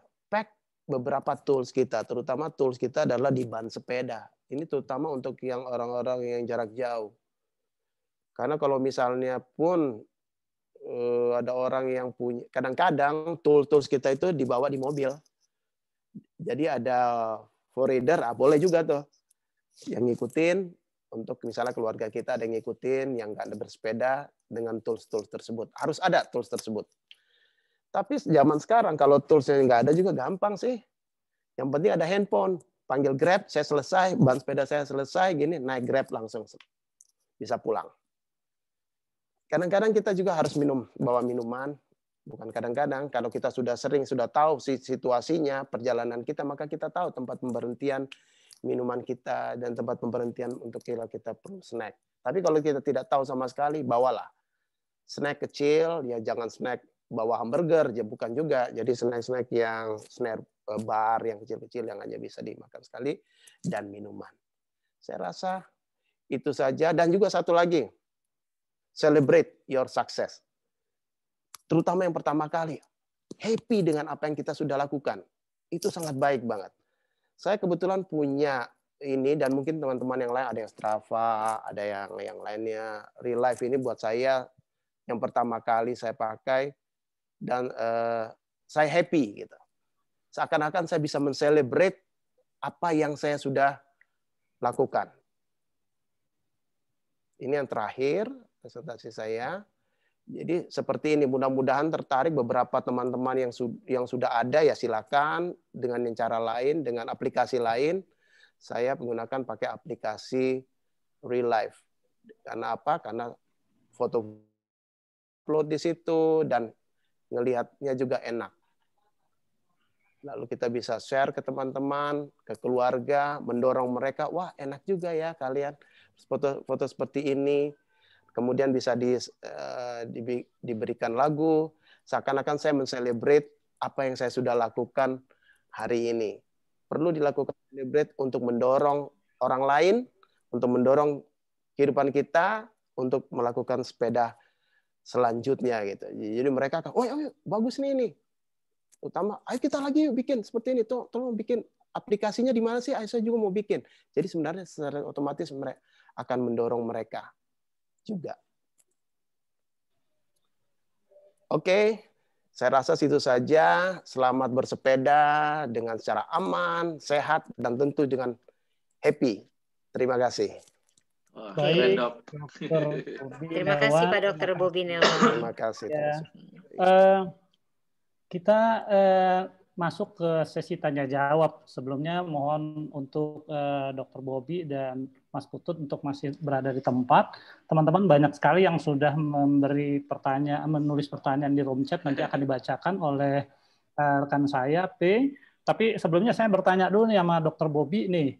Kira-kira vitamin apa sih yang baik untuk kita konsumsi untuk meningkatkan stamina dan agar kita selalu sehat dan bugar dalam berolahraga, terutama untuk sendi-sendi kita di usia 50-60 saat ini gitu, 40-50-60 lah kira-kira. Itu pertanyaan pertama, nanti pertanyaan berikutnya akan menyusul mungkin. Silakan Dr. Bobi. Oke, kalau soal vitamin untuk lutut, sebenarnya lutut itu makin banyak bergerak, dia itu yang paling baik. Itu yang paling baik. Karena ada yang saya mengerti maksudnya ini. Ini banyak orang yang ada yang namanya pengapuran lutut karena sendi, persendian sehingga tidak bisa bergerak lagi. Sebenarnya itu adalah harus kita bedakan dengan yang namanya degeneratif. Jadi memang udah tua. Jadi maupun minum vitamin apa aja, ya rambut putih tetap aja putih. Gitu. Iya gitu ya dok ya. Iya, itu jadi, harus dibedakan. Mana degeneratif problem? Iya, mana degeneratif problem, masalah penuaan, dan juga mana masalah kekurangan vitamin. Jadi kalau saya kekurangan vitamin buat orang-orang kita dengan makanan yang cukup baik, vitamin sebenarnya sudah cukup baik. Yang perlu ditambah adalah sebenarnya vitamin-vitamin untuk misalnya penulangan, tulang, persendian itu agak susah untuk diberikan vitamin. Ada yang disebut pakai asam hyaluronat dan glukosamin, itu di dunia olahraga di dunia, itu sudah tidak terlalu banyak merekomendasikan itu, karena tidak ada gunanya. Keberhasilannya hanya sekitar 60%, 40-60%. Jadi boleh dianggap di dunia kesehatan, 40-60% itu tidak ada manfaatnya. Jadi saya sendiri aja saya tidak makan itu gitu. Nah, kalau mau vitamin daya tahan tubuh aja, vitamin C 500 mg itu sudah cukup per hari. Cukup. Vitamin D yang 5.000 unit juga boleh. 5.000 unit per hari boleh diberikan. dan lain-lain vitamin yang lainnya untuk antioksidan, vitamin E boleh, vitamin B juga boleh, B kompleks juga boleh. Tapi kalau untuk itu bagus, kalau saya selalu ya pakai vitamin B beserta sudah ada zincnya di dalam dan vitamin D. Gitu. Ya, nambahin dok. Ya, Ya, ini pengalaman silakan. saja kalau saya. Jadi kalau saya rutin memang C, vitamin C, kemudian D, kemudian zinc, cukup lengkap lah. Dan itu yang paling utama C sih kalau saya rutin setiap hari, dan alhamdulillah sih beberapa tahun terakhir ini saya rutin MCU ya, medical check up. Terakhir bulan kemarin, bukan bulan Januari awal, hasilnya sangat baik. Semua apa yang ada dalam tubuh saya, jantung, paru, ginjal, dan lain sebagainya. Ini saya kira bonus luar biasa yang tidak ternilai. Jadi teman-temanku jangan takut bersepeda. Itu aja sih. Setuju. Oke, setuju Pak Putut. Oke. Kak Dharma, boleh kita mulai membacakan pertanyaan-pertanyaan, Kak Dharma? Silakan, P. Oke, saya baca. Saya bacakan dulu yang sudah nulis di chat. Nanti buat teman-teman yang belum nulis bisa isi chatnya dulu baru kita sampaikan ya. Saya bacain dulu ya. Yang tadi saya baca dari atas deh. Ini ada pertanyaan yang Ria. Pak Bambang dulu ya. Oh, tadi ada dari Mbak Herlinda. Pak Dokter, kalau untuk bersepeda sebaiknya kita sarapan apa ya? Ada yang bertanya gitu nih, Mbak Herlinda. Yang penting, Kak, langsung jawab. Maaf. Silakan Bapak, silakan. Yang penting adalah kalau saya bersepeda, buat saya biasa-biasa saja. Kadang-kadang saya malah Indomie. Nggak buru-buru ya, Pak. Indomie aja dah. Enak Pak, itu enak. Iya. Nah, yang penting kan lagi nih, jangan kebanyakan makan pada awal. Oke. Ya, jangan banyak makan. Lebih baik kalau saya adalah, saya mau siap bersepeda nih. Nah, besok sebelumnya tuh saya makannya udah oke. Jadi saya makan tuh cuma 2 kali sehari. Pagi, kemudian sore. Pagi dan sore. Paling malamnya hanya buah saja. Ya semuanya lah, nasi ikan daging sayur buah-buahan juga Dan kalau dilarang-larang berarti udah penyakitan. Jangan setuju, gitu, Dok. Pak. Ajar aja pokoknya ya. Oke, setuju Pak ya. Bahkan Indomie aja saya rekomendasi, ya udah nggak masalah lah. Kalau misalnya lapar silakan. Tapi jangan banyak-banyak. Jangan banyak. Pada pagi hari itu jangan. Saya malah bawa roti saja. Saya bawa roti. Minum yang cukup, terutama minum. Kalau minum minum elektrolit itu perlu. Contohnya apa Pak elektrolit Pak? Simpel lah. Ntar iklan lagi. Pokari. Iya, Pokari Sweat aja. Iya. Tapi Pak, saya kalau pagi-pagi nggak bisa minum Pokari Pak. Mual kalau saya kebetulan. Ya udah, kalau misalnya mau teh yang sedikit manis ya, jangan teh manis ya. Iya, teh manis jambu Pak. Iya Pak. Ya, itu bojo boleh. Iya Pak. Oke, saya bacakan pertanyaan selanjutnya ya Pak ya. Dari Pak Bambang Sabto. Apabila setelah melakukan, kedengeran nggak Pak ya? Maaf. Terus. Oke, apabila setelah melakukan aktivitas bersepeda, otot-otot terasa pegal, lalu kita langsung melakukan pijat atau urut, boleh apa enggak Pak? Atau ada dampak negatifnya enggak untuk kesehatan kita? Silakan Pak Bobi. Pegal atau itu artinya dia sebenarnya bebannya meningkat. Beban si otot itu untuk bersepeda dia sudah kelelahan, capek tuh dia. Makanya dia pegal. Iya. Artinya di situ asam laktatnya meningkat. Asam laktatnya meningkat, bukan cedera ya, misalnya karena jatuh terus pegel bengkak, nah itu sih robek namanya. Iya. Jadi ini tanpa ada apa-apa, tanpa ada cedera, dia ada situ, diurut boleh atau enggak? Iya boleh saja. Boleh aja, oke, boleh ya Pak ya. Jangan sampai ancur-ancuran gitu, kenceng. Ya untuk supaya aliran darahnya bagus. Ya. Karena dengan asam laktat yang cepat pergi, dia akan mudah untuk menghilang. Bahkan dikasih salep saja bisa lah counter. Bisa ya Pak. Pakai salon pas boleh kali ya Pak? Boleh. Oh boleh. Iya. Ternyata gitu Pak Sabto, Pak Bambang. Boleh diurut. Boleh. Tidak salah. Oke, tidak salah ya. Oke, saya Pak Bambang Sabto udah cukup jawabannya Pak Dokter, Pak Bambang? Oke, cukup. Cukup ya Pak Bambang. Pertanyaan berikutnya dari Neng Ria. Mau tanya ke Pak Dokter, berapa lama sebaiknya waktu bersepeda Untuk yang sudah kena osteoartritis, Pak. Sama nih kayak saya, Pak. Tergantung tujuannya kita apa. Oke. Kan tadi sudah direkomendasikan oleh WHO tuh cuma berapa tuh? 600 met. Itu cuma 75 menit per minggu. 75 Per minggu menit. ya, betul. Itu per minggu loh. Ya. Itu Minimal. banget. Minimal banget. Nah, kita bersepedanya kalau saya adalah bukan berapa lamanya untuk yang orang berakit ini. Seberapa kuat dia melakukannya. Jadi beban itu dilihat di gear-nya nanti. Jangan berat-berat lah. Orang udah tahu-tahu udah kaki, lutut udah ini ya yang ringan-ringan. Lihat medannya. Medannya ini jauh sekali, tanjakannya begini. Apalagi masih niat untuk downhill, waduh habis sudah. Jadi yang penting kita tahu, kenal diri, betul yang dengan Pak Putut bilang, kenal diri. Kita udah sakit gini, maka kita harus kenal medan. Ya, kita tahu medannya apa, maka kita harus tahu, oh saya bisa ikut ini. Oh, saya nggak bisa ini. Oh, ini yang ikut nih pada anak-anak muda semua, ngebut semua. Ya, jangan ikut. Jangan ikut emang gitu. Ya, ada grupnya. Ya, grup-grup yang di angkatan 40 tahun ke atas lah seperti itu. Oh, gitu. Jadi sebaiknya dibikin grup ya, Pak ya. Mana yang kuat-kuat, mana yang sedang-sedang, mana yang goes santai gitu ya, Pak. Setuju. Banget. Setuju. Oke. Ini masukan buat pengurus kita ya. Nah, tapi berdasarkan usia bisa juga ada yang usianya sudah umur tapi kuat, beda juga ya, Pak ya. Beda jauh. Ya, cuman kalau yang kayak tadi yang tanyakan yang sudah ada osteoartritis, jadi kita mesti hati-hati juga ya, Pak ya. Iya. Oke, saya bacakan lagi pertanyaannya ya, Pak ya. Pak Dokter dari dari Pak Ole. Dari Pak Ole nih, om saya nih Pak Ole, Pak. Artis. Oke, Pak Dokter mau tanya, kalau bersepeda minumnya kopi boleh nggak? Minumnya kopi dia, Pak. Saat bersepeda di itunya bekalnya kopi tuh. Dia bekalnya kopi, Pak. Sadis. Sadis.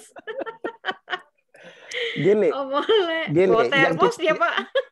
Yang kita butuhkan itu adalah cairannya. Jangan perberat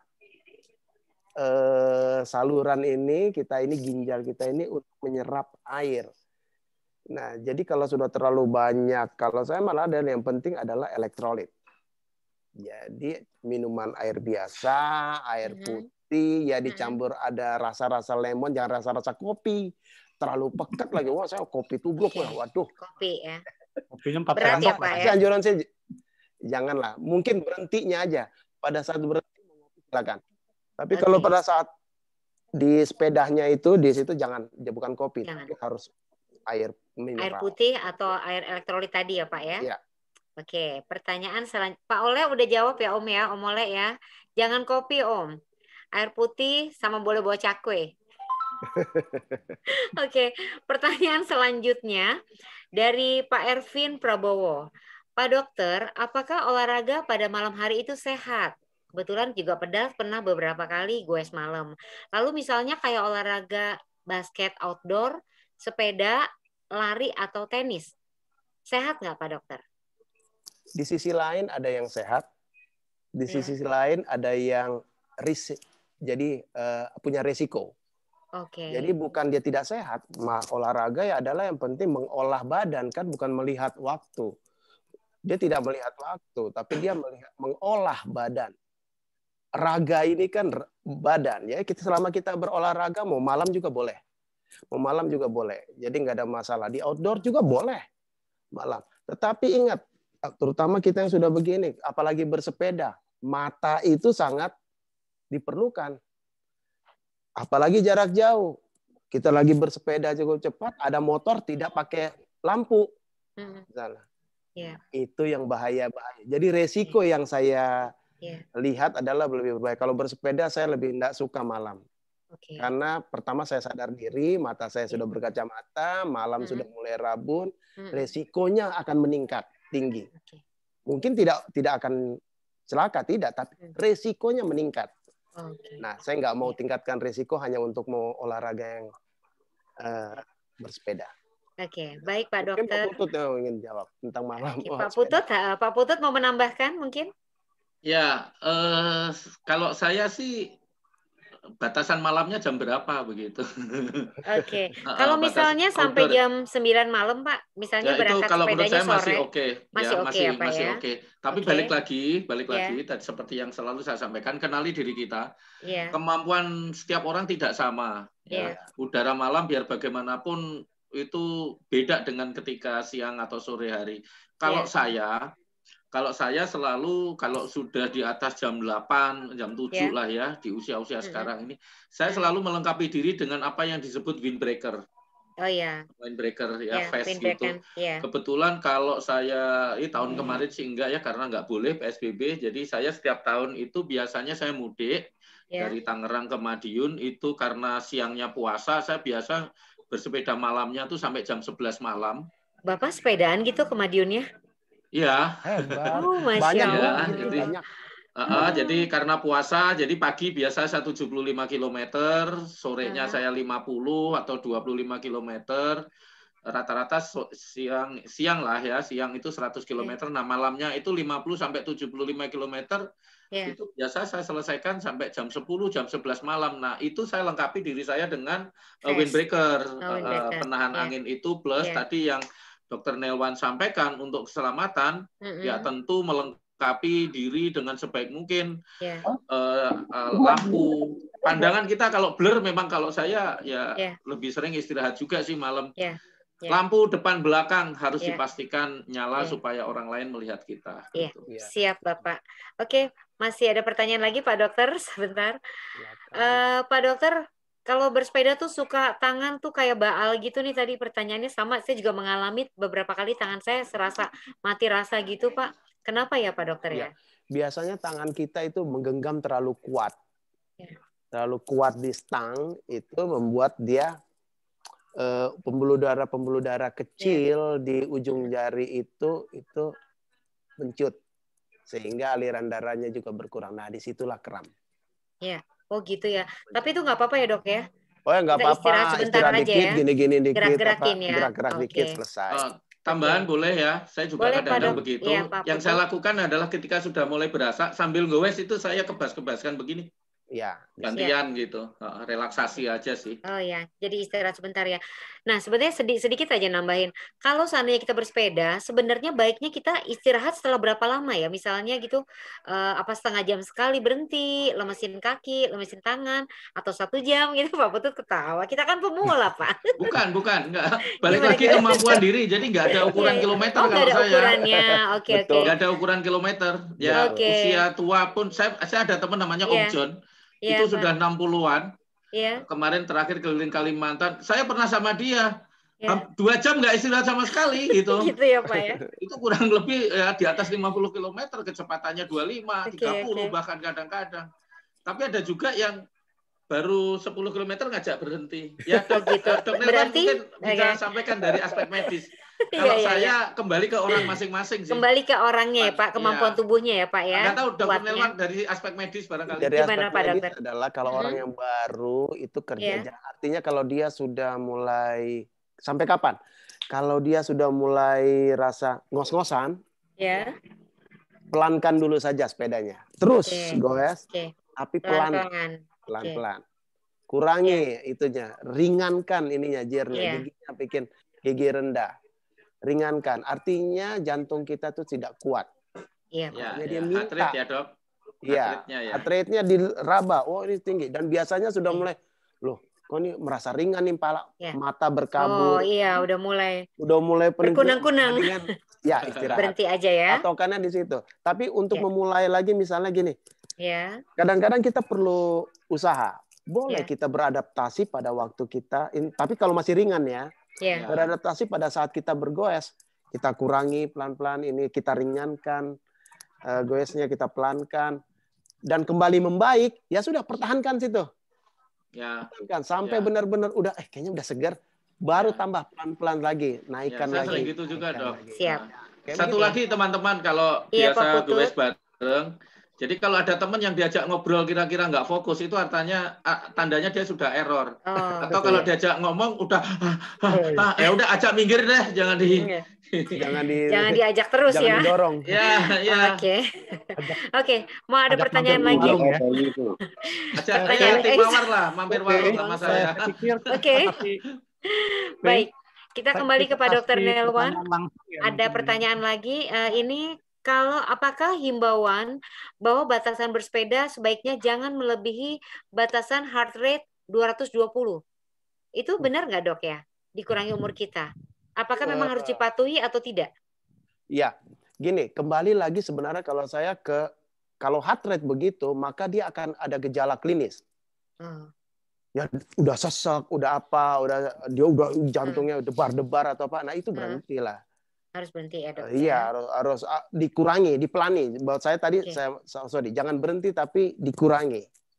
Sampai rasa nyaman. Itu semua ada heart rate, napasnya jadi lebih banyak frekuensinya. Itu akan terasa dengan diri kita. Diri kita sendiri yang harus kenal. Oh, saya udah merasa gini nih. Nah, itu yang harus diikuti. Kita kontrol diri juga ya, Dok, ya. Kontrol diri, alarm. Kemampuan kita ya. Sebab kita nggak mungkin pada waktu ngegoes megang-megang jari ini berapa nih heart rate kita. Kadang-kadang memang ada sepeda ada jam yang nyatat heart rate kita juga ya. Iya, betul. Tapi jangan banyak-banyak. Yang ini aku boleh share pengalaman nggak, teman-teman? Silakan. Boleh, Pak Putut. Silakan. Ini agak lama ya, sekian tahun lalu lah, tapi saya masih ingat betul. Jadi percaya diri tiap hari ke kantor, tapi ternyata dalam satu titik juga pernah hampir lewat gitu. Jadi ini tinggal 2 km sampai kantor. Malah nggak nyampe, mungkin 1,5 km lah. Itu tiba-tiba terasa pening sekali kepala. Saya putuskan minggir, udah kayak mau pingsan. Penyebabnya ternyata apa? Setelah saya pelajari sambil istirahat, apa ya tiba-tiba pusing. Ternyata ini cycling cap. Nah, ya. Oh, topinya. Jadi saya pakai cycling cap, lalu pakai helm, dan ternyata kain cycling cap ini saya raba betul-betul tebel, dan itu mungkin ya mengganggu sirkulasi udara ke kepala, yang itu membuat setelah 20 km bersepeda betul-betul membuat saya tidak kuat. Dan setelah saya lepas, istirahat sejenak, saya nggak pakai helm, tinggal 1 km, ternyata nggak apa-apa juga, sampai kantor juga biasa aja gitu. Ini pengalaman. Ya, jadi pemilihan cycling cap ya, cycling cap kadang-kadang teman-teman kan ada cycling cap, pakai helm, kebetulan ada helm di samping. Iya, itu buat gaya tuh biasanya, Pak. Pastikan ininya cycling cap-nya yang tidak mengganggu yang nyaman ya, yang nyaman. Oke, ini ada sedikit pertanyaan juga buat Pak Putut. Bisa minta tolong diinfo soal penerapan Permenhub nomor 59 tahun 2020 tentang perlengkapan sepeda. Bagaimana, Pak Putut? Ya, Permenhub 59 itu juga hasil diskusi bersama lah antara saya, kawan-kawan juga dari Kementerian Perhubungan, Dirjen Perhubungan Darat ya. Beberapa pasal kami setuju, beberapa pasal tidak ya, karena debatable. Jadi sebenarnya di slide saya itu ada di halaman kedua dan kelima itu terkait dengan Permenhub sebenarnya. Yang tadi saya share, nanti boleh dibuka, bahwa ada aturan-aturan yang mensyaratkan misalnya helm, penggunaan helm, penggunaan atribut-atribut lain. Dalam beberapa hal saya setuju, beberapa hal tidak. Penggunaan helm misalnya.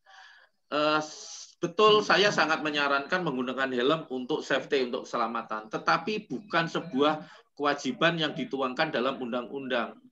Kenapa? Kalau itu judulnya wajib dalam sebuah undang-undang, maka siapapun dia, ketika tidak menggunakan helm, maka akan ditilang. Betul ya? Nah, faktanya yang dibutuhkan kita semua ini sebenarnya adalah fasilitas jalan raya yang aman, yang terproteksi gitu. Jadi saya sampaikan ke teman-teman Hubdat sambil bercanda, ini pemerintah sepertinya mau mengelak kewajibannya untuk memenuhi fasilitas infrastruktur yang baik untuk pesepeda. Coba kita gali bahwa pengguna sepeda itu tidak hanya orang-orang yang seperti kita yang menggunakan sepeda sebagai hobis olahraga, tapi banyak di luar sana untuk berjualan cilok misalnya, untuk nyari rumput, jualan jamu, Ya masa iya jualan cilok yang kecepatannya hanya 5 km per jam di komplek misalnya atau di jalan kampung harus pakai helm? Saya belum pernah mendengar, Bapak Ibu coba ingatannya, pernah nggak kita mendengar abang-abang cilok, Bapak Ibu jualan jamu, jualan kerupuk yang naik sepeda, kepalanya cedera pada saat mereka jualan? Saya belum pernah mendengar. Kenapa? Karena bersepedanya pelan. Kalau naik tanjakan di jembatan, dituntun. Didorong, mau nyebrang, iya. turun, didorong gitu. Iya, Nah, iya. saya menyarankan pakai helm, iya. Tetapi ketika menggunakan itu dijadikan undang-undang, saya tidak sepakat. Nah, ini menjadi sesuatu yang kurang pas lah di undang-undang tersebut. Kemudian ada kewajiban juga kalau bicara perlengkapan itu adalah mata kucing. Ya. Mata kucing, pedas segala macam. Ini saya minta ditinjau ulang juga. Ada beberapa hal ya. Jadi ada undang-undang tersebut yang harus kita ikuti, ada yang tidak. Dan beberapa kali di dalam penyampaian saya ketika diskusi terbuka dengan kementerian juga selalu kita sampaikan itu. Karena poin penting adalah bagaimana pemerintah itu bisa bukan menjamin ya, memfasilitasi penggunaan sepeda ini sebagai alat transportasi. Jadi Permenhub 59 ini arahnya adalah sepeda sebagai alat mobilitas. Arahnya ke sana. Itu artinya kan di jalan raya bersinggungan dengan mobil dan motor. Nah, beberapa pasal lain itu menyebutkan tentang kewajiban pemerintah dalam ini pemerintah daerah untuk menyiapkan fasilitas-fasilitas pendukung seperti jalur sepeda, parkiran, dan lain sebagainya. Kalau dari sisi pribadi, ya jelas dari sisi keselamatan tadi saya sampaikan, itu pun juga bias ya. Misalnya spakbor itu bias. Satu pasal menyebutkan wajib, pasal yang lain sepeda tertentu. Nah, sepeda tertentunya juga nggak jelas. Sambil contoh misalnya sepeda balap. Nah, teman-teman kalau naik sepeda balap masa iya pakai spakbor kan ya agak susah gitu. MTB juga gitu kan. Nah, ini kemarin saya sampaikan ke Pak Budi, kebetulan cukup dekat. Pengenaan ini menjadi abu-abu gitu. Jadi harus diperjelas lagi. Tapi so far bahwa undang-undang ini sangat baik. Peraturan menteri ini sangat baik yang harus kita dukung bersama, tapi tentu saja butuh masukan, butuh kritikan dari kita selaku warga masyarakat, dan sejauh ini kementerian sangat terbuka dengan kita kok. Jadi dalam pelaksanaannya nanti pelan-pelan kita akan perbaiki sehingga undang-undang tersebut bisa betul-betul bisa terlaksana dengan baik sesuai dengan kebutuhan kita semua. Karena ujungnya itu adalah keselamatan untuk kita. Ya, sekali lagi undang-undang ini adalah untuk bersepeda di jalan raya ya, untuk bersepeda di jalan raya. Jadi mengatur sepeda ketika dikendarai di jalan raya, itulah intinya. Nah, jadi ada banyak pasal di sana. Di sana juga mengatur bagaimana kalau kita harus belok itu harus kasih sinyal ya, tanda kanan, kiri, kemudian mau berhenti, kemudian mau melambatkan dan lain sebagainya. Maka tadi yang saya sampaikan di sesi terakhir saya bahwa ya, Pak, jangan sampai cara bersepeda kita itu membuat diri kita celaka atau membuat orang lain menjadi celaka. Jadi contoh kita mau ke kanan, tiba-tiba belok kanan, ya nanti motor di belakang kan jadi bingung. Nah, itu diatur di dalam permen tersebut. Oke, Pak. Nanti aku bisa kasih linknya, materi-materinya kalau mau. Iya, boleh Bapak. Terima kasih. Oke, baiklah teman-teman, kita buka sekarang yang mau bertanya langsung, teman-teman silakan. Yuk teman-teman, ada yang mau tanya langsung? Melambaikan tangannya ya? Iya, boleh langsung dibuka mute-nya. Siapa Pak Ci? Silakan. Ya. Oke, ada yang mau bertanya?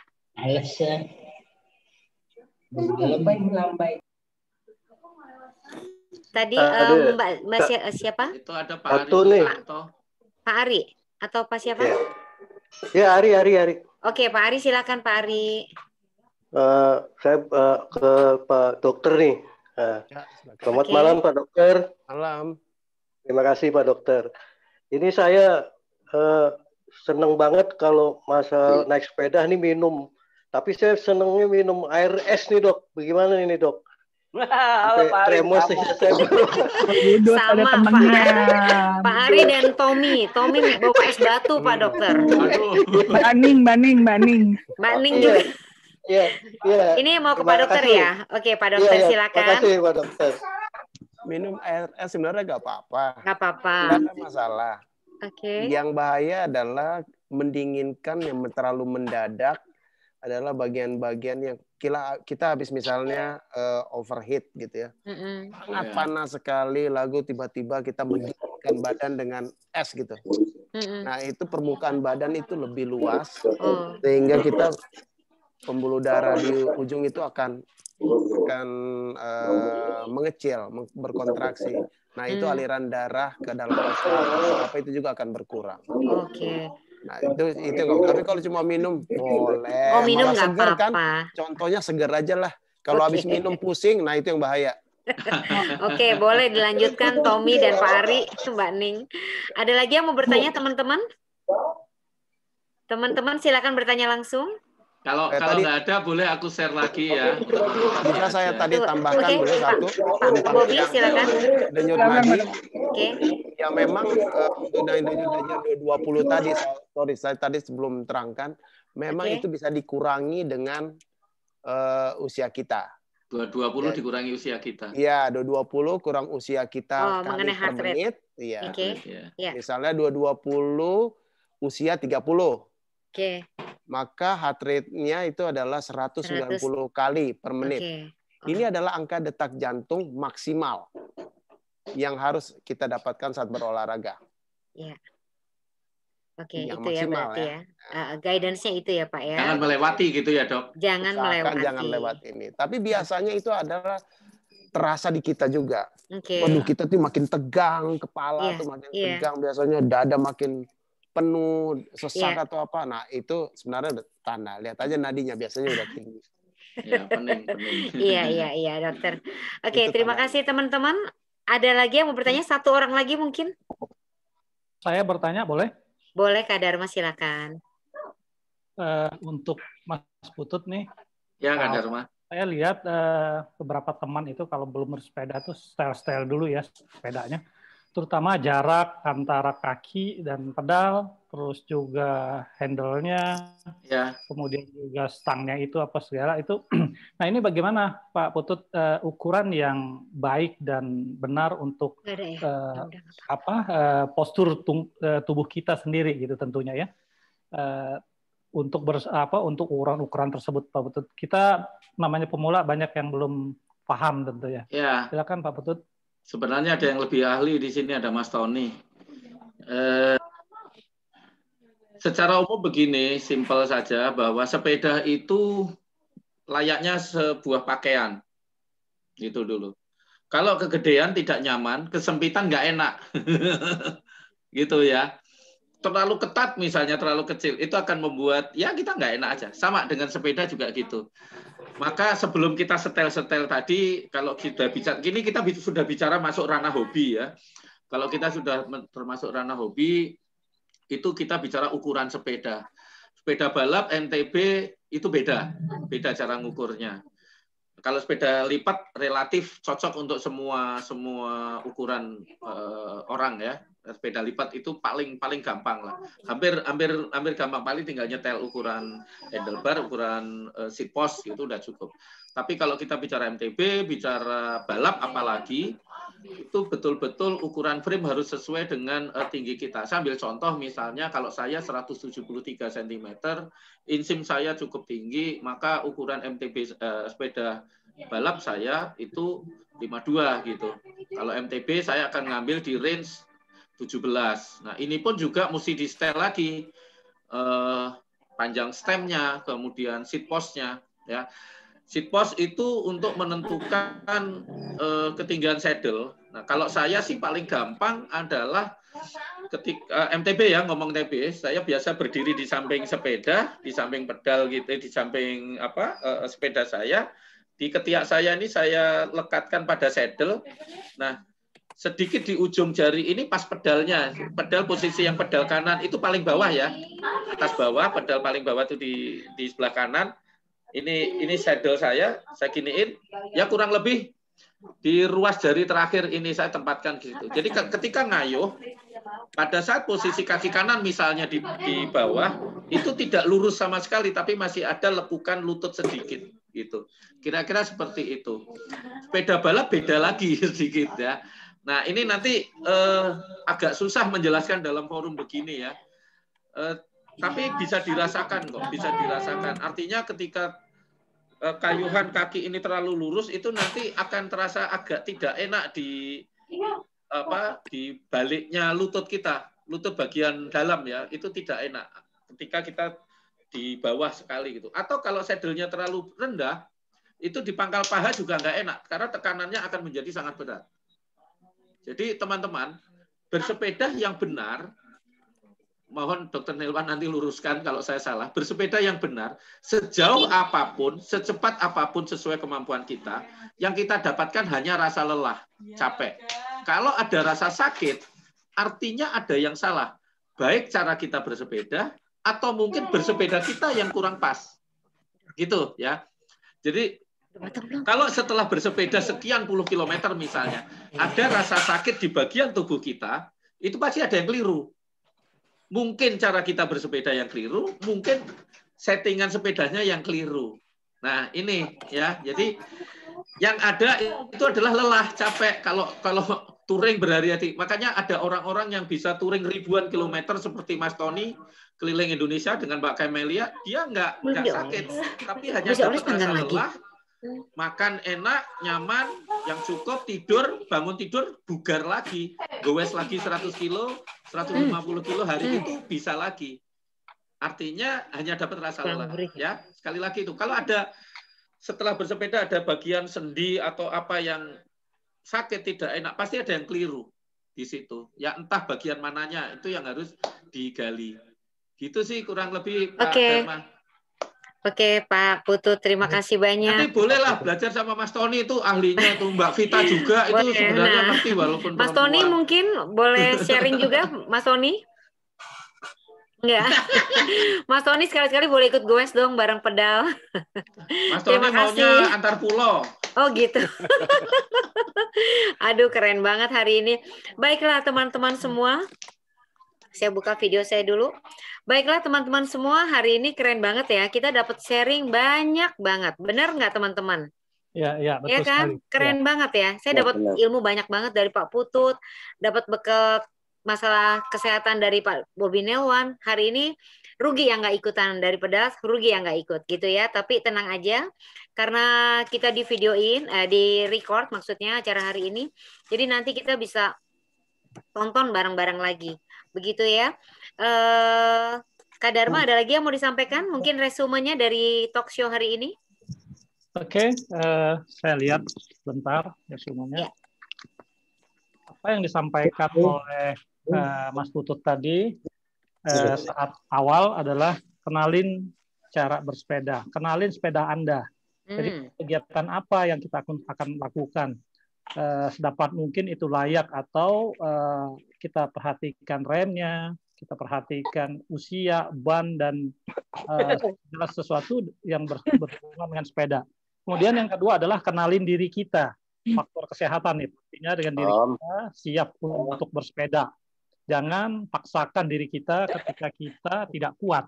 Karena bersepeda itu ya untuk enjoy ya. Kemudian kenalin lingkungan kita.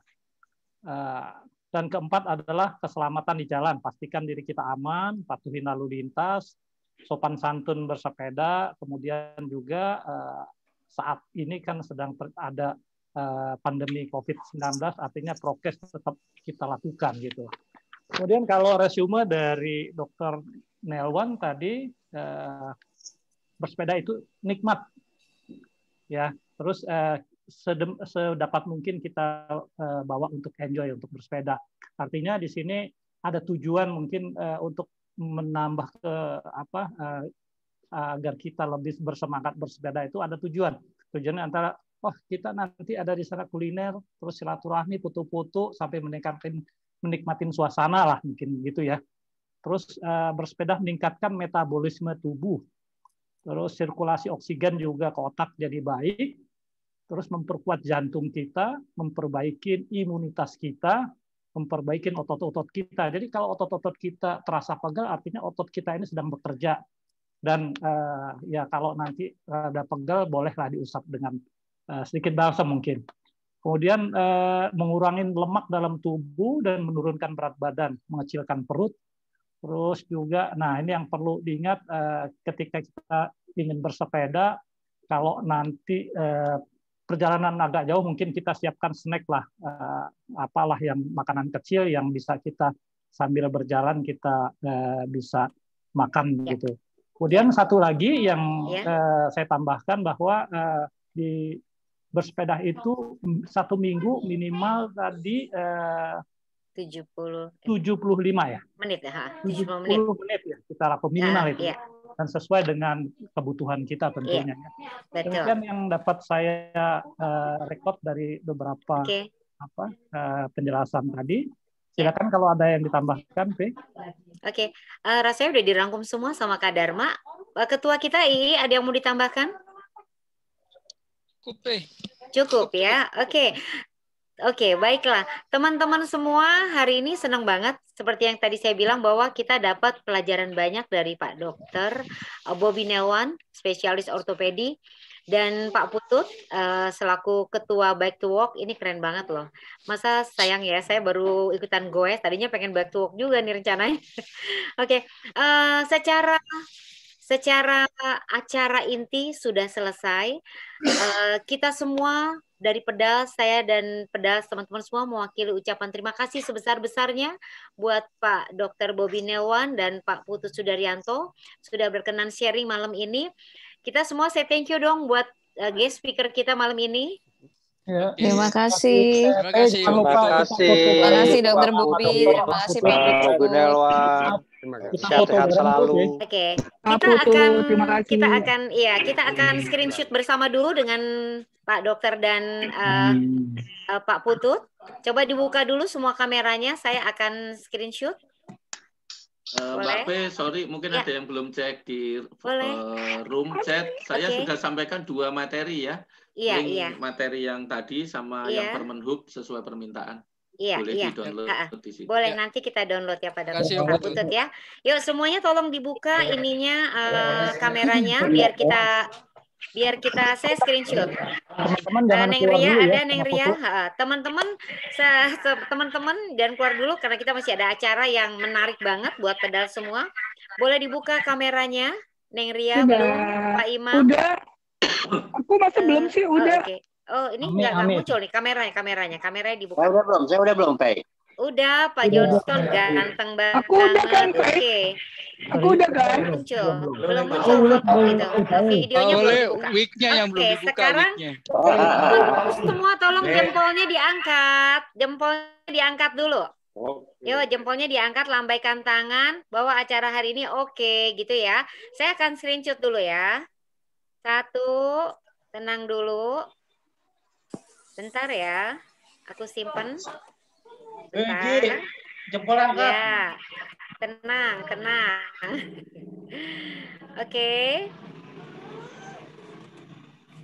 Oke, saya geser. Nah, udah keluar Mbak Ning ada sekarang semuanya. Saya screenshot dulu. Oke. Tunggu ya.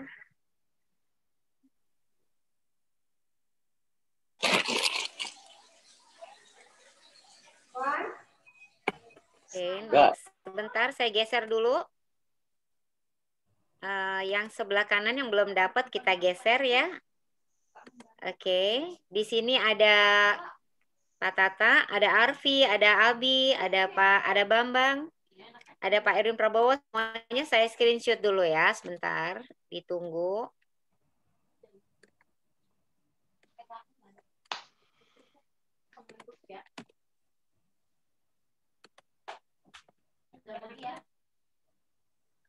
Oke, udah keluar. Saya geser lagi. Oke, udah selesai. Oke, teman-teman, kita mengucapkan terima kasih semua untuk Pak Dokter dan Putut. Terima kasih atas kehadirannya. Kami dari Pedal ingin memberikan sedikit kenang-kenangan, tapi kita tampilkan lewat video ya Pak ya.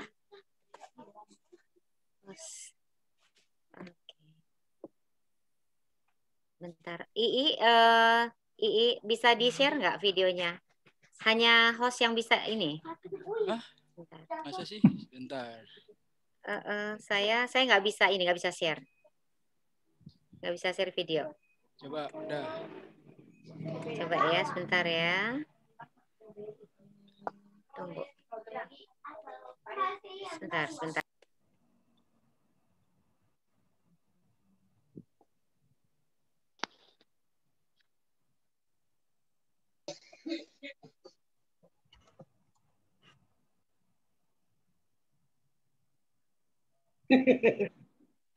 Tapi gue gak bisa lihat ini memang. Digeser. Apa? Capek. Ya udah buka. Sebentar ya. Lo jangan ini lo, bukan kelas rock ini, kelas kental.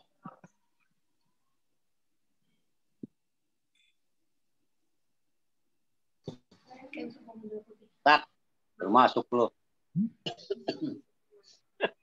Om Oleh ganteng banget dah.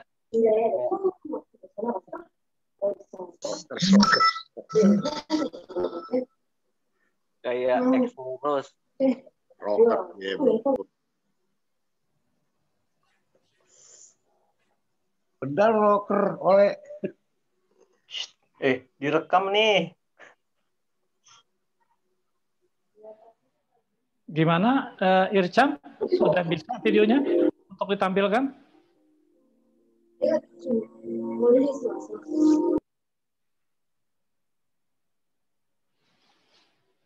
Halo? Gua habis manggung, Gus.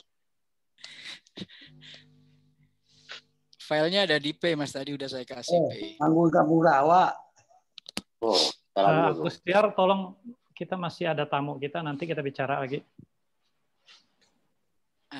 Ini udah bisa.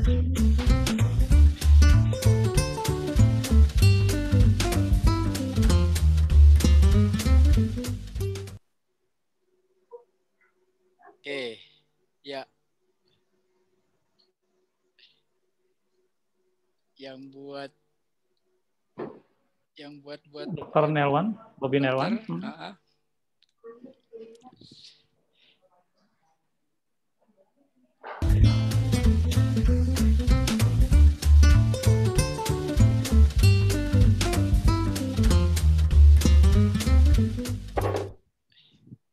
Oke, makasih ya. Baik, kembali lagi ke P, silakan. Masih unmute itu? Masih unmute? P? Oke.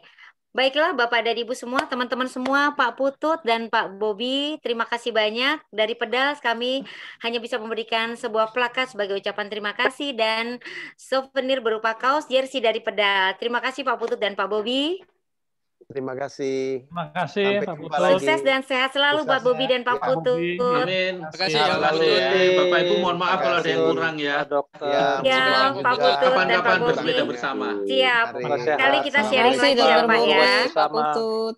Oke. Baiklah Bapak Putut dan Pak Bobi, secara utama acara sudah selesai, tapi kami masih ada agenda sedikit lagi. Boleh kami mohon Monggo izin lift Bapak. saja ya. Iya, boleh kalau saya lift. juga Monggo izin Bapak, lift. selamat malam. Sekali lagi mohon maaf kalau ada yang kurang. Iya. Selamat malam.